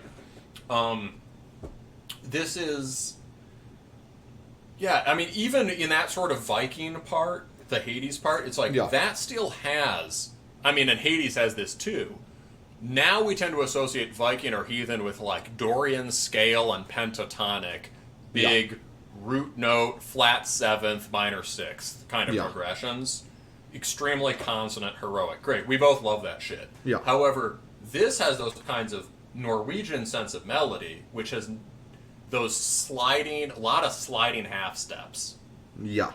You know, it's like minor scales, but with lots of chromaticism, and that has never lent itself to the same kind of catchiness. It's not trying to emulate what would become the siloed idea of, like, Viking black metal. It's attempting to recreate that confluence of influences that motivated the original people. Like we say all the time on this fucking show, if you want to recreate Mayhem, you got to go back to what Mayhem was listening to. You can't just recreate Mayhem one for one. You know, you've got to track the whole process. And I think that's what this guy is doing. I think he's really consciously trying to track the learning process of these musicians in a kind of a careful way. That's smart. Yeah, there's a kind of, like, almost, in a good sense, scholarly approach to it. There's a rigor to this, yeah. He's like, he's like, the arts of my people have fallen into decay. I am going to teach myself the disciplines of Odin, the High One. You know, it's, Yeah, no, it's like, it's got this archaeological quality to it, but not in this, like, kind of studious, you know, I'm retiring to the solarium to read my to read my immortal tabs or something. You know, it's still vital. It's still got energy. If anything, I mean, the beginning of that track hauls ass, and I'll leave that for the listeners. But it's got it, because that's one thing that's a through line on this, which I'm actually going to get into in my next sample, is a distinct punk energy And now people hear that and they think that that means that it sounds like, fucking sped up Ramones or whatever. But no, it's in the presentation and the kind of like 1-2 fuck you attitude that he could start every song yelling that and it would still make sense. It would be contiguous. Yes. Yeah. So actually my next sample is one of the most distinctly punky parts, I think. And I think this is the stuff on the record that I like the most. And it's interesting because it's actually off a track that I think you think is one of the weaker ones, which is Odenblot. No, I like it a lot. I just hear a few riffs. I like it as some of its parts. I think it's great. I obviously like the thematics.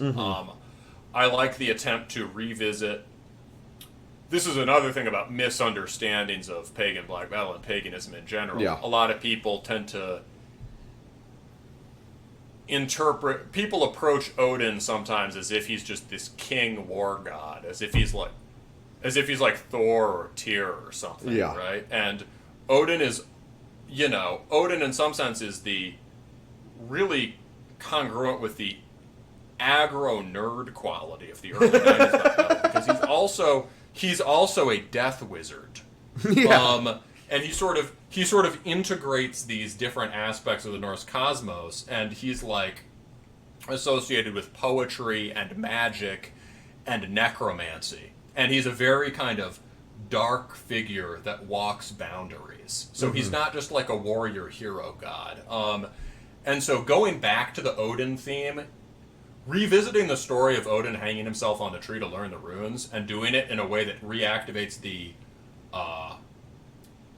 the gruesome and extreme and sort of transgressive quality of this religion relative to the modern world. That's a difficult achievement once it's been turned into, like, guys in winged helmets. You know what I mean?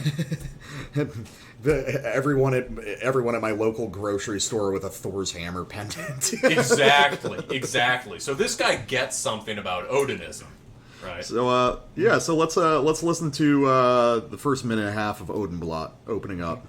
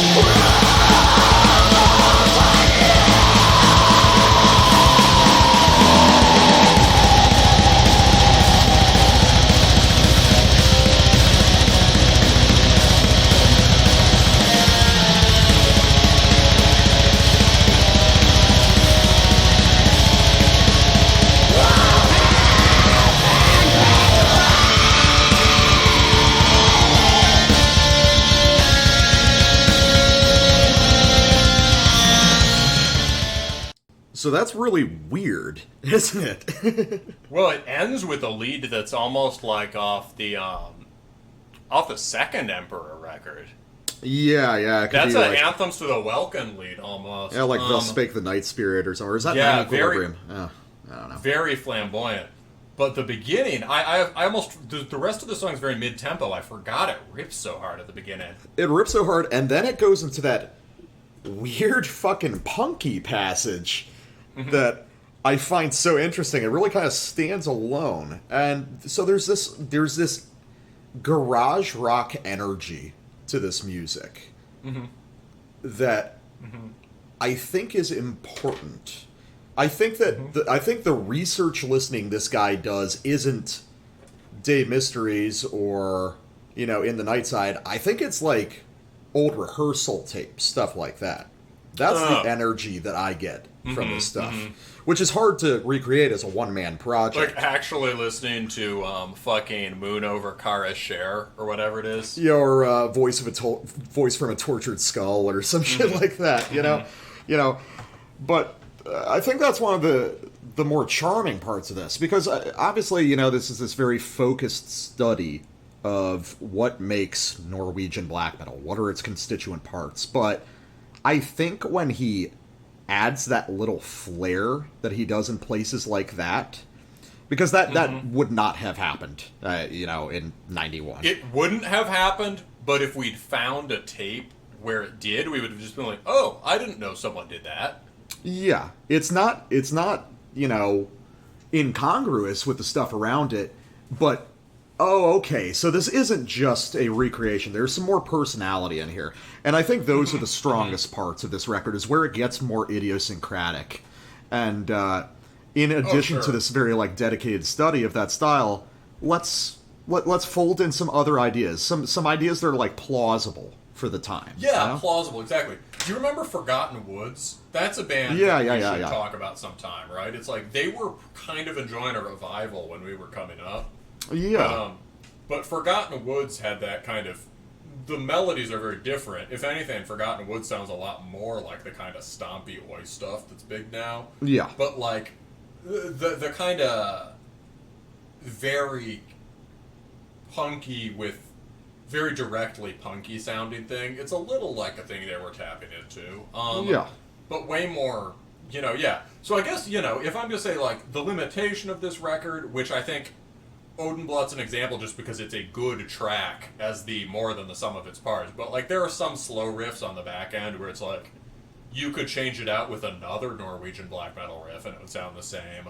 Yeah. Or you could change it out with a better riff and it would sound better. You know what I mean?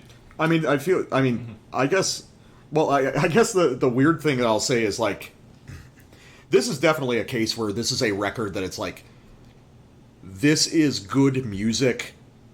I'm not really into it, just because I think that what I've come to realize is I don't think I'm really that into traditional Norwegian or Swedish melodic styles. I don't think you are, yeah. Yeah, no, I don't think it's my thing.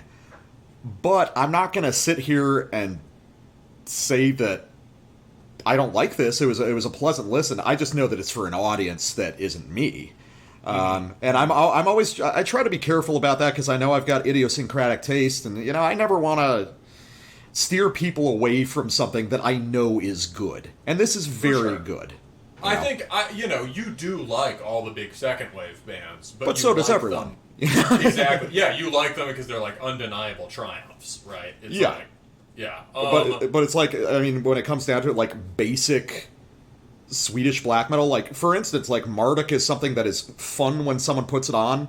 I haven't put a Marduk album on, you know, myself in probably a dozen years or something. But I think as far as like the melodic component in black metal that isn't just sort of brutal grinding blasting, I think your ear has been very shaped, or your ear gravitates towards those later kind of Judas Iscariot, French stuff, Finnish stuff, Blazebirth Hall, these more kind of more overtly bands that sort of develop the more melodic potentials of black metal to make it more kind of like just triumphant sounding. Yeah, I mean, I think a lot of it just has that sort of like latent chromaticism of... Because I guess my thing is like, if I want that, I'll listen to death metal.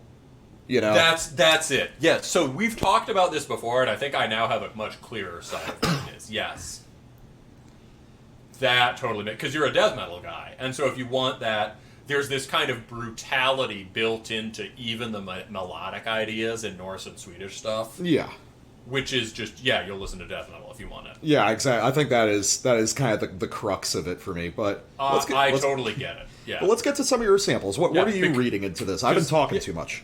No, I think it's good that you've engaged. I think it's there's a lot of bite in these melodies. And you know, it's I wanted to highlight first, as far as the punk sensibility. So you got that kind of jangly D-beat bit, right? Mm-hmm. But there's also a lot of this that's very specifically hardcore sounding. Mm-hmm. Not really in the sense of metalcore or anything that couldn't. it sounds hardcore in a way where, like, bands in the early 90s could have been listening to these bands and perhaps were to some effect, but much more like a lot of what we associate with, say, like what Mayhem was listening to or Emperor was listening to. They were obviously listening to a shit ton of Discharge, probably stuff like Anti-CMX and Crude SS, probably Amoebics. I was listening to Anti-CMX the other day, actually. Nice. I threw on Raped Ass because I was bored. Raped Ass is great, yeah. Shit, alright, we're gonna get banned from YouTube for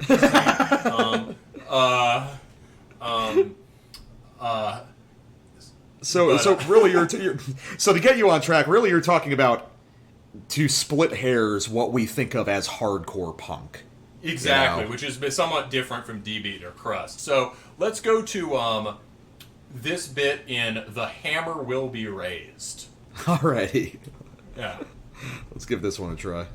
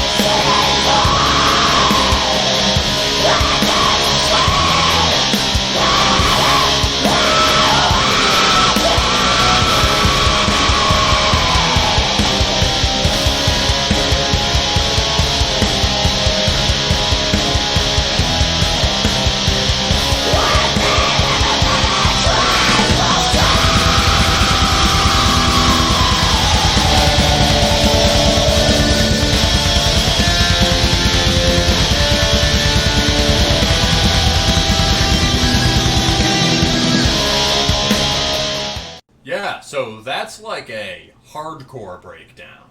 Yeah, in the very traditional sense. You know, the 80s sense of it. Yeah, 80s, early 90s. I mean, and that pattern is developed and occurs again and again in all sorts of things, but just basic elemental breakdown. Probably the first time you hear it is on Chromags, but it's like sort of halftime, funky kind of open stuff on the drums. The guitar playing, the riff there is not in itself interesting. Yeah, right? No, it's all about context. That is like that. Yeah, that's a stock Norwegian black metal riff. What's interesting is that it's not one of the hardcore sounding Norwegian black metal riffs.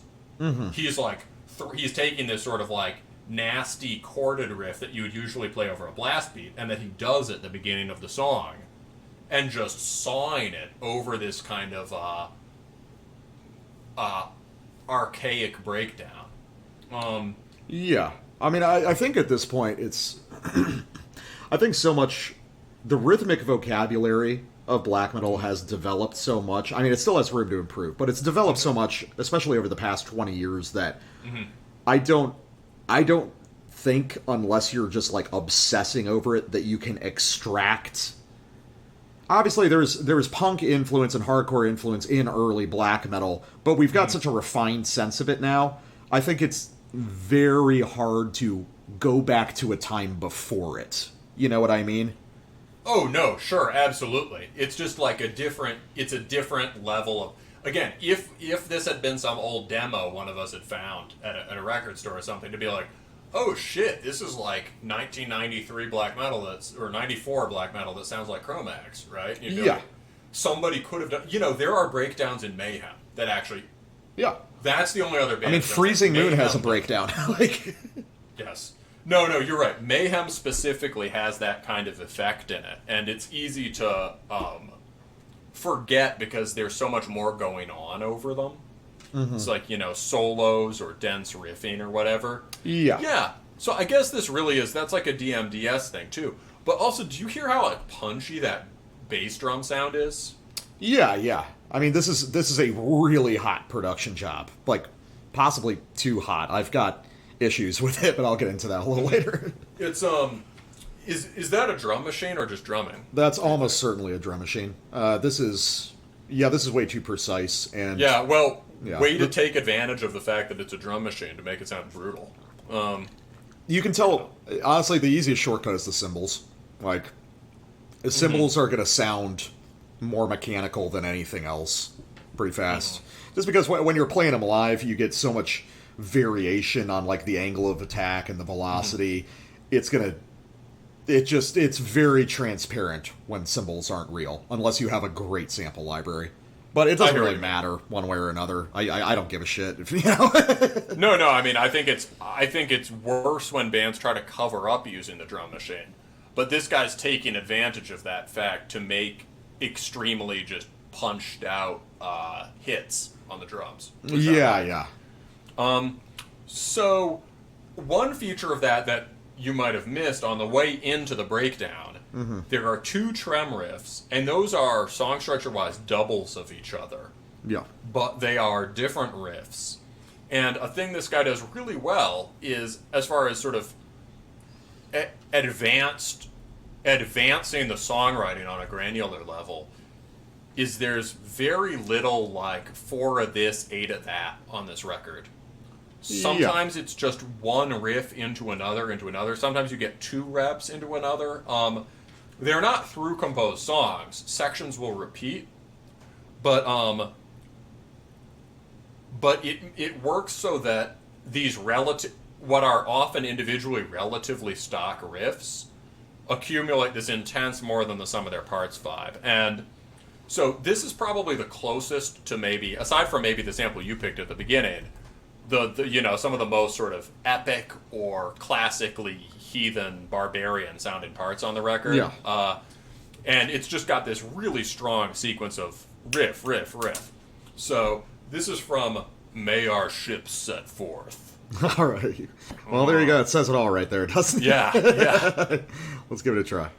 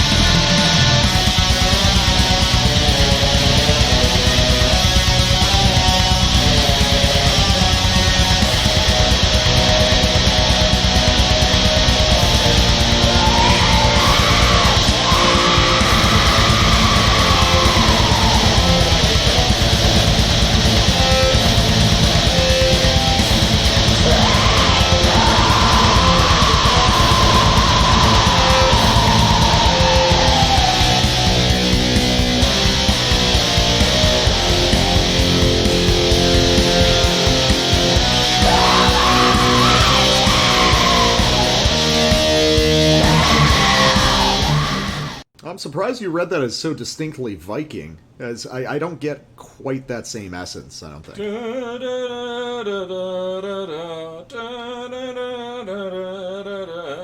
I think it's just, it's in such an aggressive context that you're used to hearing, Viking stuff as, like, an opening up of the song. Oh! Keep going. Oh, no, I was just going to say, but there it's very contained, versus this kind of, like, sprawling quality that what you would usually call a Viking part. I get what you mean melodically, it struck my ear differently. Oh, yeah. I guess on this show in particular, because we got off on that tip with Trident, I guess I've been using the word Viking to refer to something I would normally mean like a more epic or heroic or consonant melody, or something with more of a heathen feel rather than a sort of sinister satanic vibe. Yeah. And so this is in that, and I've always, so Viking sound properly, sure, Bathory, Blashirk Mighty, Raven Dark, Hades, right, sort of big, epic, bombastic stuff, but like, one of the things that always gets me is that, like, Viking stuff doesn't have to be like that. You can write storming, aggressive riffs that have this pagan sound, which, in their own ways, in their Slavic way, a band like Hate Forest does well, or Treldom does really well in Scandinavia, or Aternus. And so this has Yeah, this is an aggro Viking. This is a very, it starts with a wolf. The song starts with like a wolf growling. It's got an aggro Viking feel. Yeah. Does that make sense? No, I know what you mean. Because you always you like to draw that distinction as like, this sort of like flattering, polished idea of Viking versus berserker traditionalist Viking. Yes, this is berserker traditionalist Viking. Absolutely. Yes, this is the ships are setting forth over choppy water in the fjords. The ships are hungry to land. They can almost taste the gold and smell the burning thatch. I get you. All right, so so I don't know. Yeah, I like this one a lot. You've got something you want to say about the production? Yes, one thing that does take me out of this a little bit is there's an issue with the production. I don't know how much you noticed it, but if you're listening on headphones... I don't understand production. Well, all I hear are riffs.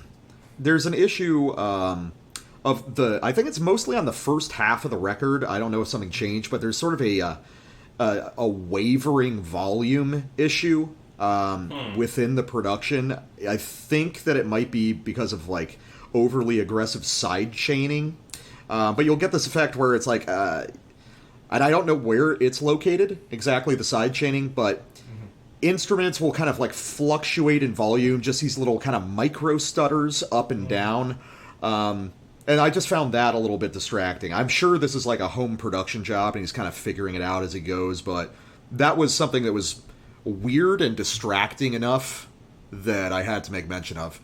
Other than that, the production sounds very good. I think it's great for the style. That was just something I got hung up on personally. Yeah, no, so what's side chaining? Okay, so side chaining is basically... I'm going to explain this badly. So someone on our Discord said it yesterday, I think. Yeah, side chaining... on another Discord, yeah.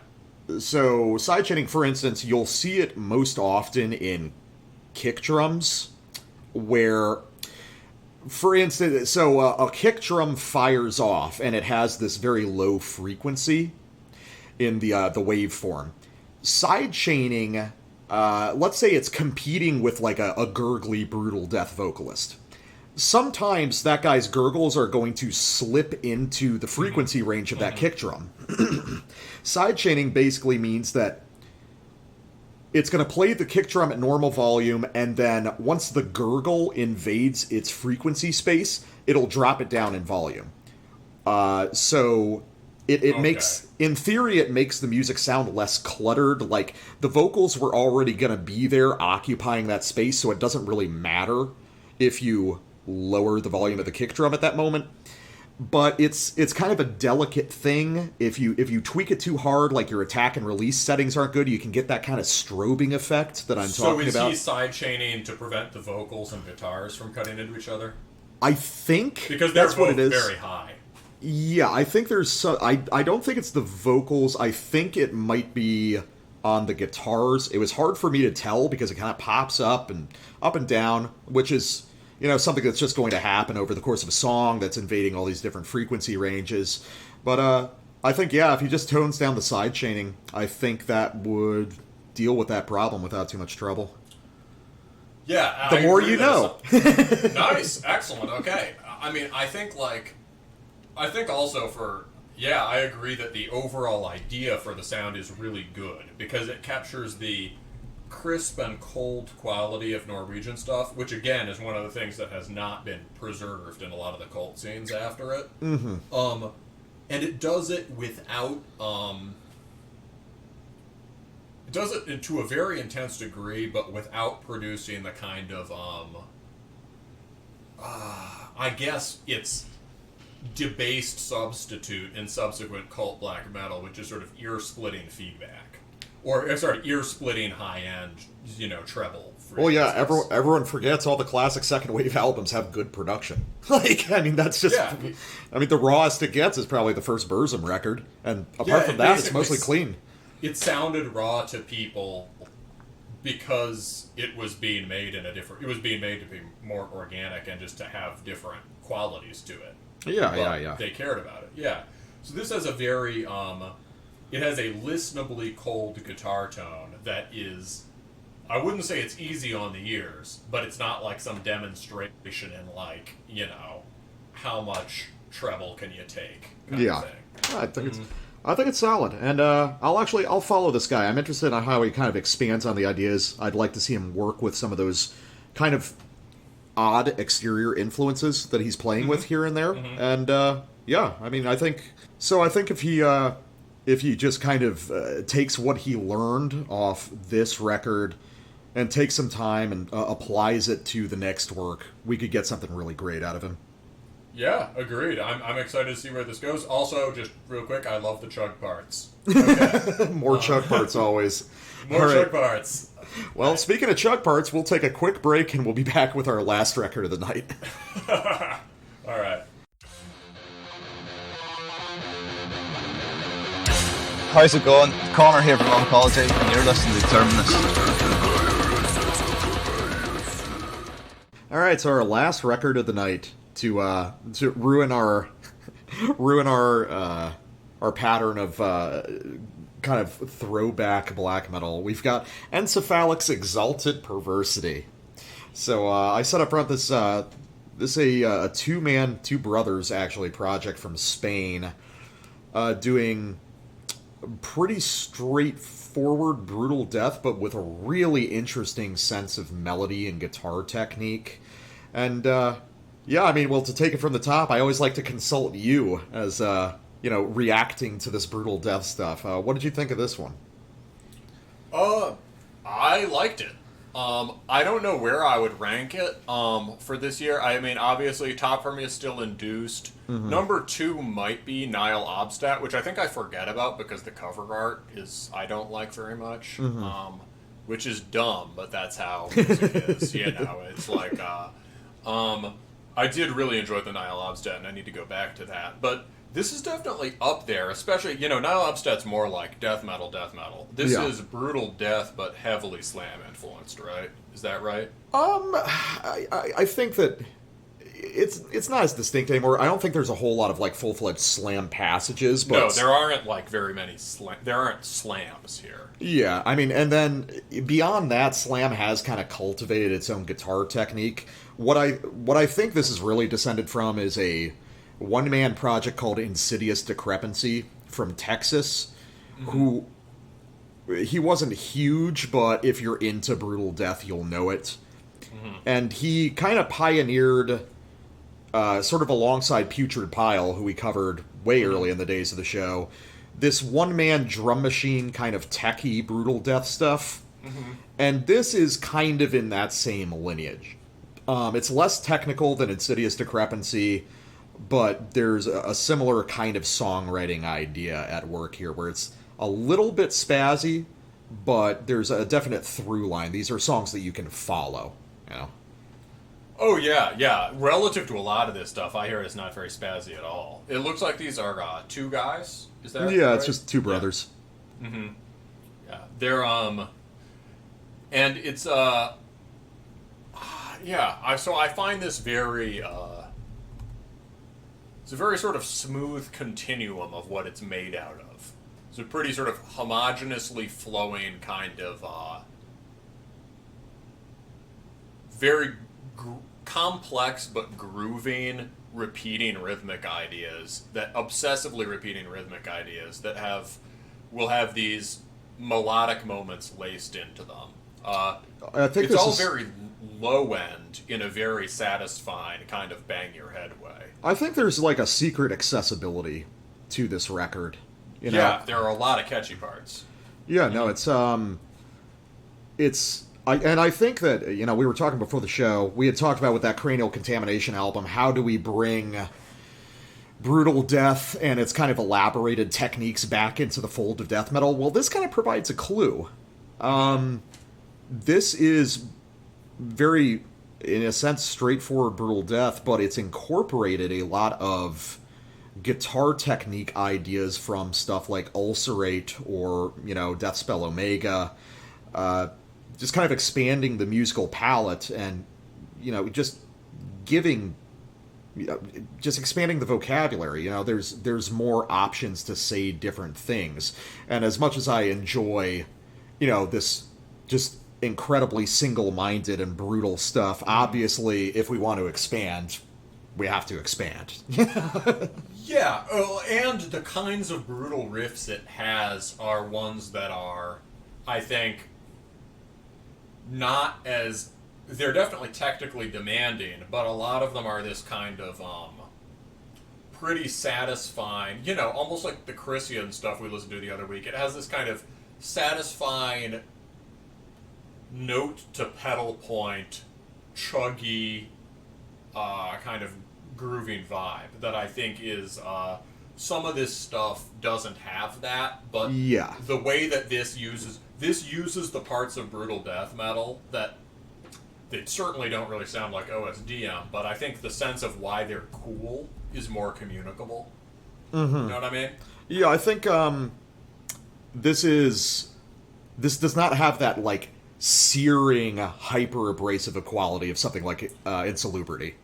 Yeah, the Bandcamp review for it thus far, the only one is by a guy named Mitch Slap, and he says definitely a step forward from their last record. This is pounding, and I think pounding's a good description for the sound. Yeah, and I think that if you liked that old Putrid Pile record that we covered, I think that's probably the closest comparison.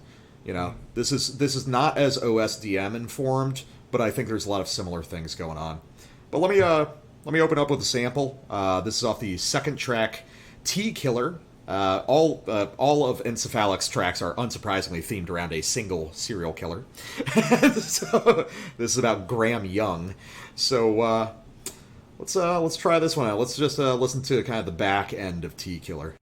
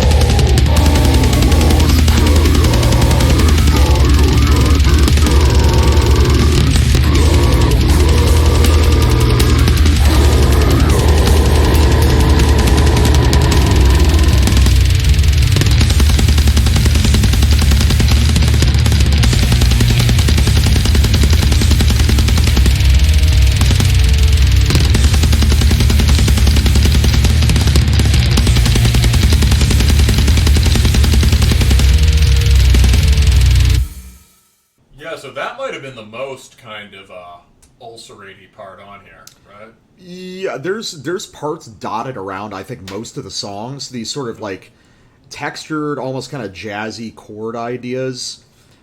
But the way these riffs flow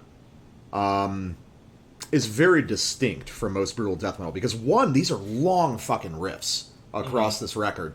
The sense of scale, as far as a melodic line on guitar, is basically double that of what you're going to hear from a regular brutal death band, which has a surprisingly transformative effect on the music, I think. It was like when we were talking last episode about Into Oblivion. What if we just... You're saying, time's an infinite scale. What if we take these ideas, elongate them, and see what arises from that? And apparently what you get is a sort of like creepy and almost atmospheric brutal death record, because it allows you to really soak in these intricate melodic ideas for much longer than you ordinarily would. Yeah, I agree. It allows you, if the basic riff idea of this music is JoJo, where the part up might not be muted and the part below is muted,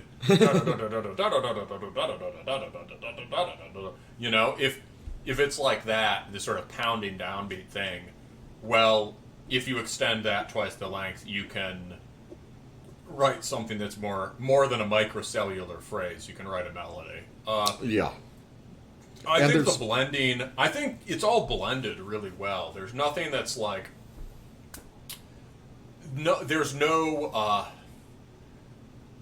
even though there are these weird chord shapes coming into it. Nothing breaks the continuum. You listen to this like a black metal album. I agree, which is one reason I like it. Yes. Yeah, I mean, part of it has to do with the production is really excellent.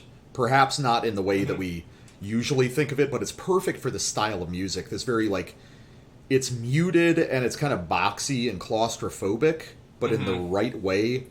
I really like the way the vocals kind of swirl around. They're constantly swapping channels, stuff like that. It's not a, quote, raw or organic or tapey production, but it is not a sterile and clicky production.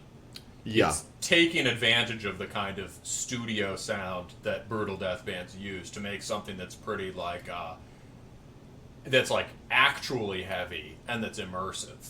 Yeah. I think... I do have to give credit. I love the vocal performance on this record. I love how they went for this maximalist approach of, let's just have, like, basically two voices going all the fucking time, and it'll keep switching channels. it's gonna fuck with you like that. It's a lot of fun. Shit, yeah, I barely noticed that, but that's because my ears are not calibrated for brutal death vocals. I think I with music like this, I think if I'm not tracking the guitars, I get lost, you know. It's no, I get what you mean. I mean, obviously they're definitely not really used in a rhythmic way on this record. They're more like textural. Yeah, they're just like nasty textural gurgles everywhere in a few different styles, constantly shifting and swapping places, and I don't know, that was, as someone who listens to this kind of thing a lot, that was something that appealed to me. Yeah, so let's go to a sample from me, which is this is off the Killer Shaman. I have no idea who that refers to, but we'll check it out and find out. He offered them ayahuasca, and it wasn't what it appeared. Oh god, the idea of being tortured to death on ayahuasca is that's a whole song idea in and of itself. Yeah, the Clockwork Elves are closing in. All right, let's try it out.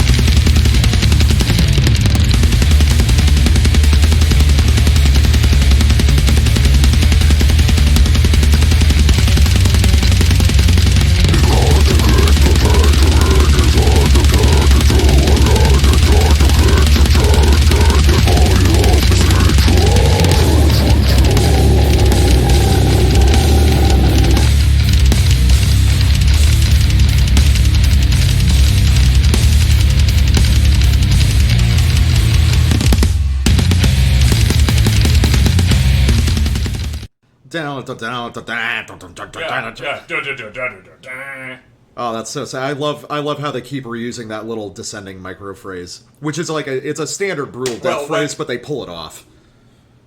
When I start the sample, that phrase had already repeated either 12 or 28 times. You know, they had done a times 16 or a times 32, and we were on the tail end of it, which is part of the black metal equality of this.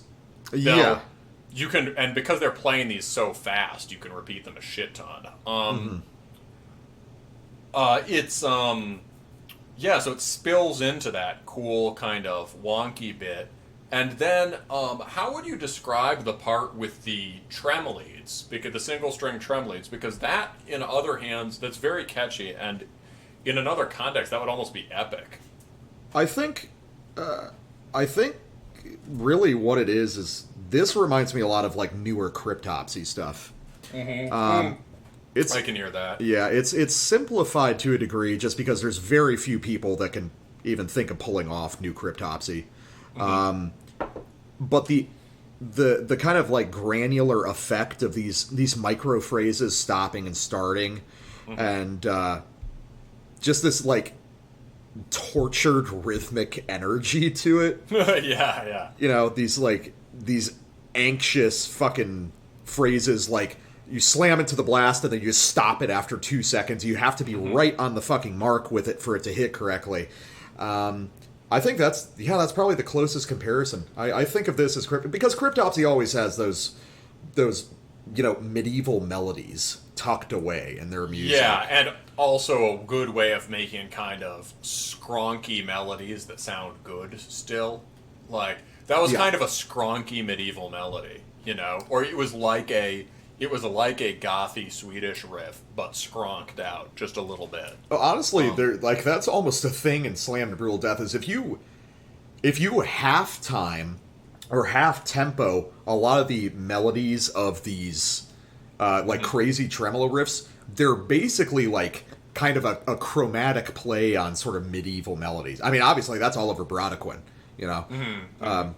obviously they're thematically incorporating that, but a lot descended from that, of these kind of like almost simple like romantic or kind of medieval melodies, even like kind of folkish melodies here and there, but you're playing them at such a blinding speed they lose all the context. So we're playing with scales of time here, which is, since we've been talking about these past couple episodes, is a really interesting idea. I think it definitely seems to be some place that a lot of the bands doing original things right now are going to.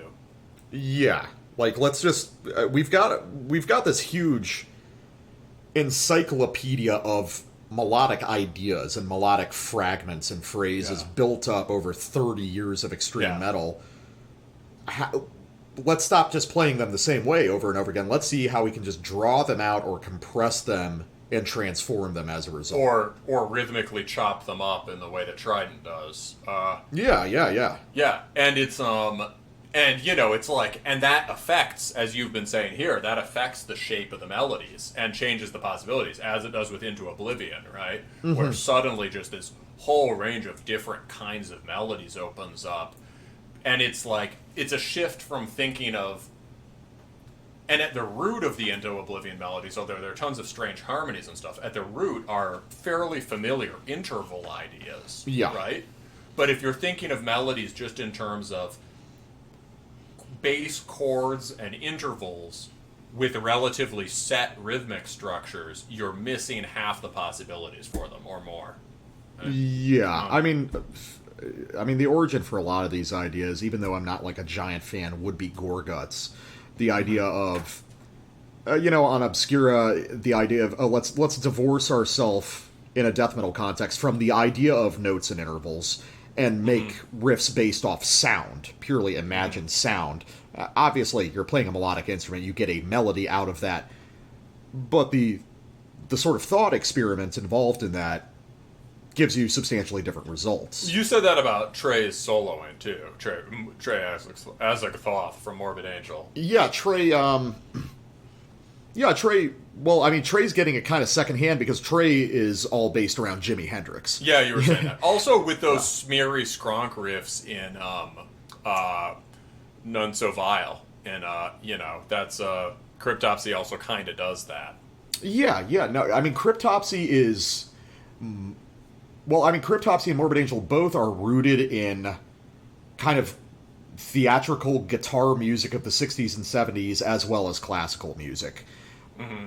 Which, people should probably pay attention to. It's like, oh, well, these ingredients make for some of the most vital and fascinating fucking death metal riffing. Maybe we should go back to Hendrix and go back to classical music, and not just imitate the phrases, but try to reconstruct how these things are developed.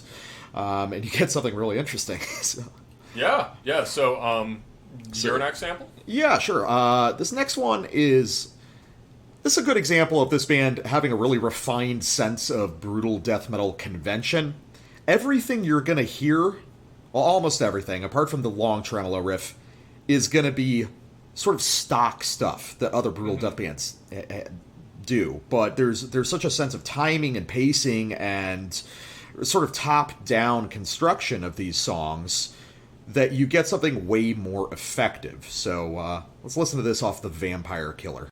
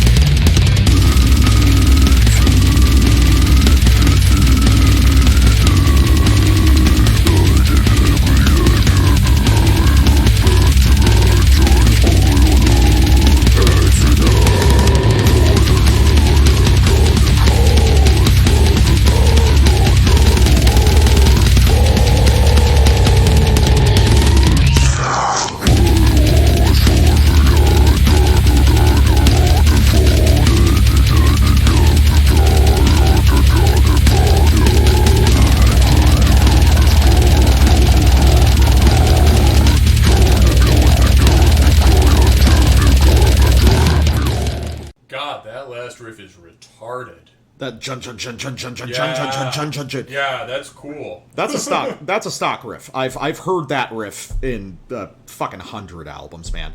Like I think the origin of that one might be from Infernal Revulsion's "Devastate Under Hallucination."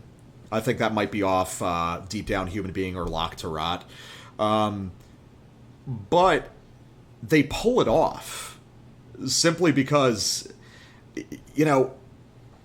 So Encephalic doesn't really have breakdowns or slams in the way that you think of them. What they've got are these, like, primordial, brutal death riffs, probably rooted in stuff like Dying Fetus and Internal Bleeding. And, well, you don't have, like, a dramatic rhythmic shift to pull off those big moments like you would if you were doing, like, a deathcore band or a slam band. So they just need to arrange the path there through these sort of long, meandering tremolo riffs in such a way that they convey that same intensity when they land. And that fucking 6/8 chug riff lands like a fucking hammer at the end of that passage. So, yeah, no, that's sick. I mean, you know, the build up to it, this is one of the catchiest tracks on the record, I think. Yeah, this is a really good one. You know, one way, I guess I just want to run it by you on air. I hear why it might not be the most accurate, but since I'm so inexperienced with this stuff, one way I had of parsing this when I heard it was like, of the things we've heard, the things it reminds me most of is, you know, I'm not as good as remembering fucking Defeated Sanity. Not as good with brutal death names as I am with names.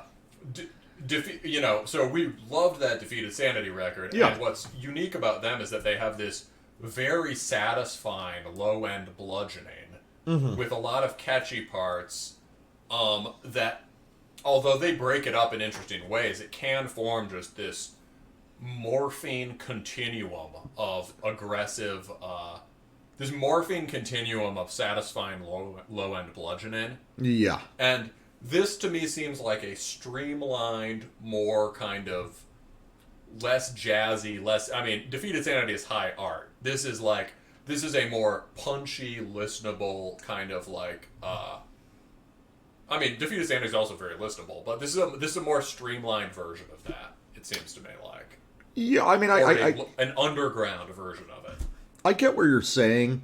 I think it's a little difficult for me just because, like, Defeated Sanity is kind of so singular, even within brutal death metal band. I mean, there's people, maybe people will figure out how to imitate them in 10 years, you know, but they're not fucking doing it now. So there are just other bands that have that kind of satisfying low-end continuum that I just haven't heard. Yeah, no, I think, because I was actually going to bring that up because I had mentioned Infernal Revulsion. I think that some of the ideas on here might be coming from the Japanese slam scene. Japanese slam is... American slam is rooted in devourment for the most part. Japanese slam is more rooted in Dying Fetus and Internal Bleeding. It's got this hardcore edge. Like, and when I talk about hardcore, I mean Dying Fetus and Internal Bleeding. We're listening to, you know, Madball and Terror, and the earliest Hatebreed, and they folded that in this whole NYDM sound. So a lot of the Japanese stuff is really rooted in that. So if you want a point of comparison, actually, you can see just by looking at a picture of the band. Yeah, definitely. But yeah, if you listen to Japanese stuff like Infernal Revulsion is obvious, and probably the most important would be Vomit Remnants, who sort of created the Japanese slam scene around them. The first Infected Malignity album, stuff like that. A lot of that trades in not obvious slam parts, but more of these NYDM grooves, just kind of in hyperdrive.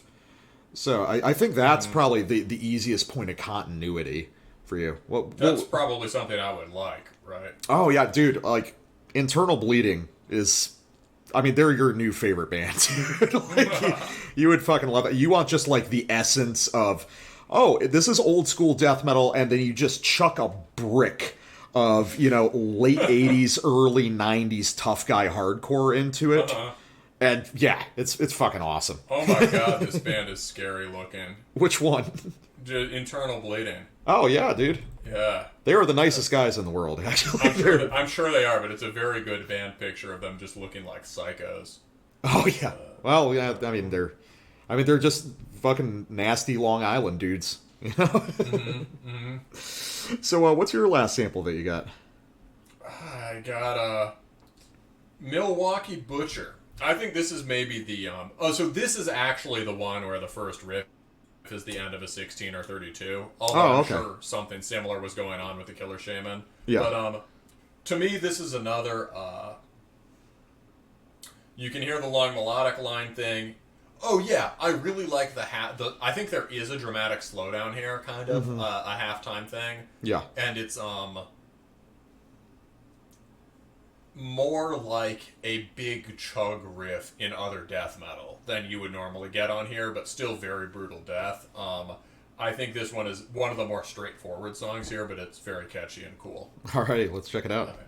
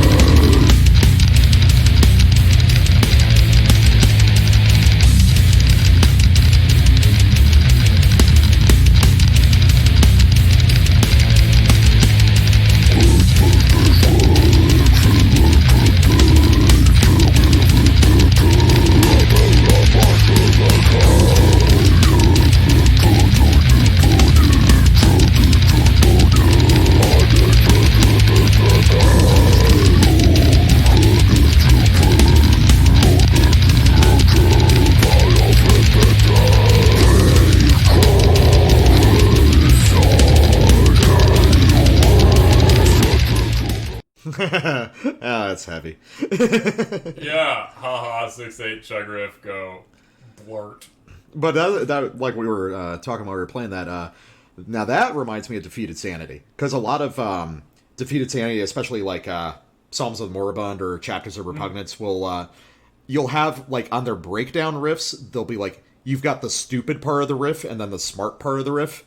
And you get that same effect on this, that dun dun dun dun dun dun dun dun dun dun dun dun dun. Yeah. You've got your dumb part, and then you got your smart part. Yeah, and the nice kind of harmonized trem on the end. That's so there's like three parts in that riff. It's so I mean, I think to me that's the catchiest riff on the record. You could a cool thing about Brutal Death, right, is it can have one reason it's so plausible as the vanguard of death metal in a lot of ways is it has melodies that are catchy but unhummable, which is kind of like music adjacent quality. It's like not at all how melodies are normally constructed, and yet there's something immediate and gripping about them. Yeah. This one you can hum. Yeah. I would have to fill in exactly what those intervals are, but no, it's well, there's this interesting line to walk if you're making this kind of music, where, like, I mean, the fundamental nature of it is not being catchy. Sure. But how do you stick out? How do you present something that people want to keep coming back to? And, you know, I mean, you got a simple answer to that is, like, slam, which is just be really good at making these single, very heavy, cool parts. You know, and then wrap a song around it. Fuck it, whatever. You know, get 2 or 3 of those in every song, wrap some tremolo riffs around it, you're done. Which is fine. You know, I listen to plenty of stuff that sounds like that.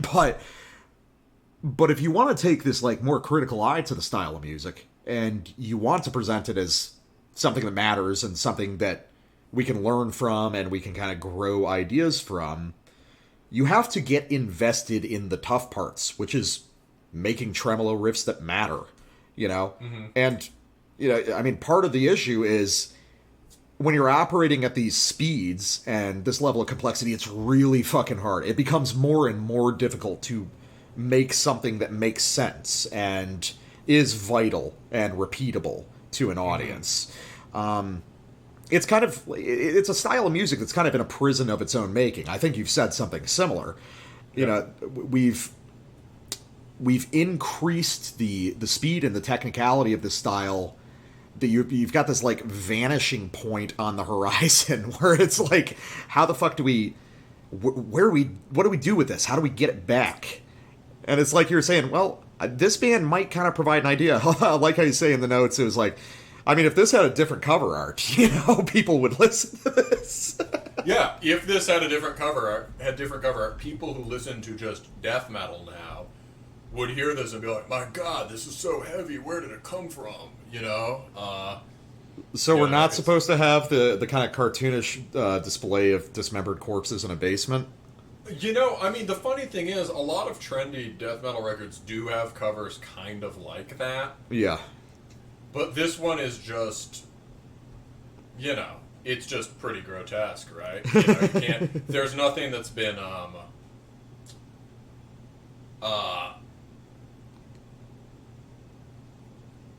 there's nothing about it that's been really aestheticized. Just like, you know, I mean, the most extreme example of it was that one, Insalubrity, right? Which is just like, here, look at just these extremely ugly things happening. This isn't quite like that, but it's a lot to take in, I guess, if you're not acquainted with it. It's not cartoony, but it's also not like cool looking. The guy with the axe doesn't look cool. He looks really ugly, right? Yeah. Yeah, you're not identifying with the guy with the axe, but you're also not identifying with him. Your eyes are more drawn to him than the corpses, but then you look around and there's, you know, a bunch of corpses. It's, you know, it basically just, if this had a little more aestheticization in how it's presented, yeah, I mean, I get that. People would hear it totally differently. And I you know, I get, you know, you could probably make a cover that isn't, quote, you know, you could make a cover that doesn't have trendy things about it, but that also signals things differently. You know what I mean? I gotcha. It's just like, and I'm not saying they have to, but if you wanted to break out of the self-created ghetto, you could kind of, I love the very diplomatic way you're saying, can we just be a little less gross? Please, God. You know, I'm fine with, you know what I mean? It's like, it should, you know, these guys do these guys. There's no imperative to do that. But it could produce a interesting effect on the broader death metal scene if it did that. Certainly the gross out themes are not, as you know, not my favorite, but I certainly am way cooler with that. You know, I really didn't like that stuff back in the day. Now I'm like, I'll roll with this. It doesn't give me that immediate atmospheric or sort of ethos-based hook that I can get with certain kinds of music. But it's also not a negative. It's almost more like, well, I'm interested because, you know, thinking back, I mean, shit, have we almost gone backwards on that stuff? I mean, look at old Cannibal Corpse records. Look at old Autopsy records. I mean, those have really fucking extreme cover art and aesthetics. No, I think we have. I think the point is that, you know, think about in the age, you know, around 2006 to, well, I think black metal has recovered from this well before death metal. Yeah. Like, it's very clear that there's a relevant edge of black metal that is reconnected to the fundamental ethos, and to the things that make it extreme and challenging. However, death metal is still languishing in the throes of nice guy metal. Yeah. I think that's what makes this stuff appeal to me so much, is it's such a virulent rejection of it. No, I agree. I think there has to be some way. You gotta find some way to make it. if you, I mean, because the goal would be to break back into the world of nice guy death metal that's all sort of like, whoa, bong rip sci-fi album covers, or like sort of like these kinds of arty looking but secretly kind of schlocky vast fantasy landscapes, or whatever, right? You know, all this junk that, you know, it gets reviewed by it circulates in all the metal media. It's like, you know, I find it funny because this is something I brought up. I don't know if I brought this up on the show, but I think I've spoken to you about it. It's like, I mean, I feel like, you know, the pile of dismembered corpses is way more authentic to the origins of this music. Oh, sure, yeah. I mean, like, what they've done is they've taken the least cool... The cool parts about Swedish death metal covers are like, you know, in the Dismember cover, the cool parts are the fucking dragons, right? Yeah. I mean, it is also just a sick cover, but like, they've taken the most palatable aspects of Swedish death metal covers and made that everything, right? Ugh, God. I thought this was... you know, I thought this was for people who, you know, drew murdering their math teacher in their notebook in school. Exactly. So the goal is, I think what Brutal Death needs to do is spill back out into the world of nice guy death metal and shit all over it, right? Yeah. And to do that, you might have to adjust the aesthetics somewhat without compromising on the brutality. Yeah, you smuggle yourself back in, basically. Exactly. You have to, like, preserve the impulse, but, you know, another way of thinking about it is, like, when I look at, like, this, is like, Axe Murderer covers or whatever, or, like, Pile of Mango Baddies, I don't look at it and think that looks cool, right? Whereas black metal has found a way to make things that are extremely anti-cool and opposed to the world of nice guy black metal and nice guy metal in general. Mm-hmm. They look like cool, right? They've found an aesthetic, you know. How do you make sort of crazy, ridiculous medieval fantasy warrior covers look cool? Black metal's figured it out. Yeah, that's fair. I get that. Yeah, it's you know, that's one reason black metal became so trendy in the first place. Was it like people cottoned on, hey, these guys who are so totally outside alternative culture and the art scene and the punk scene and whatever, they've got a real eye for aesthetics. Yeah. It's like if Brutal Death can figure that out, it can, I think, really upend the game. Yeah, that's fair. I like that idea. I'll have to work on that. Yeah, exactly. I'll get an idea in place. So, yeah. All right. So, good shit today. I think we wanted to go out with Trident's North, right? Yeah, let's do it. So, I mean, this is, you know, not the most characteristic sound on the record, but it is just a heartfelt and powerful tribute to everything that is wonderful about Scandinavian black metal.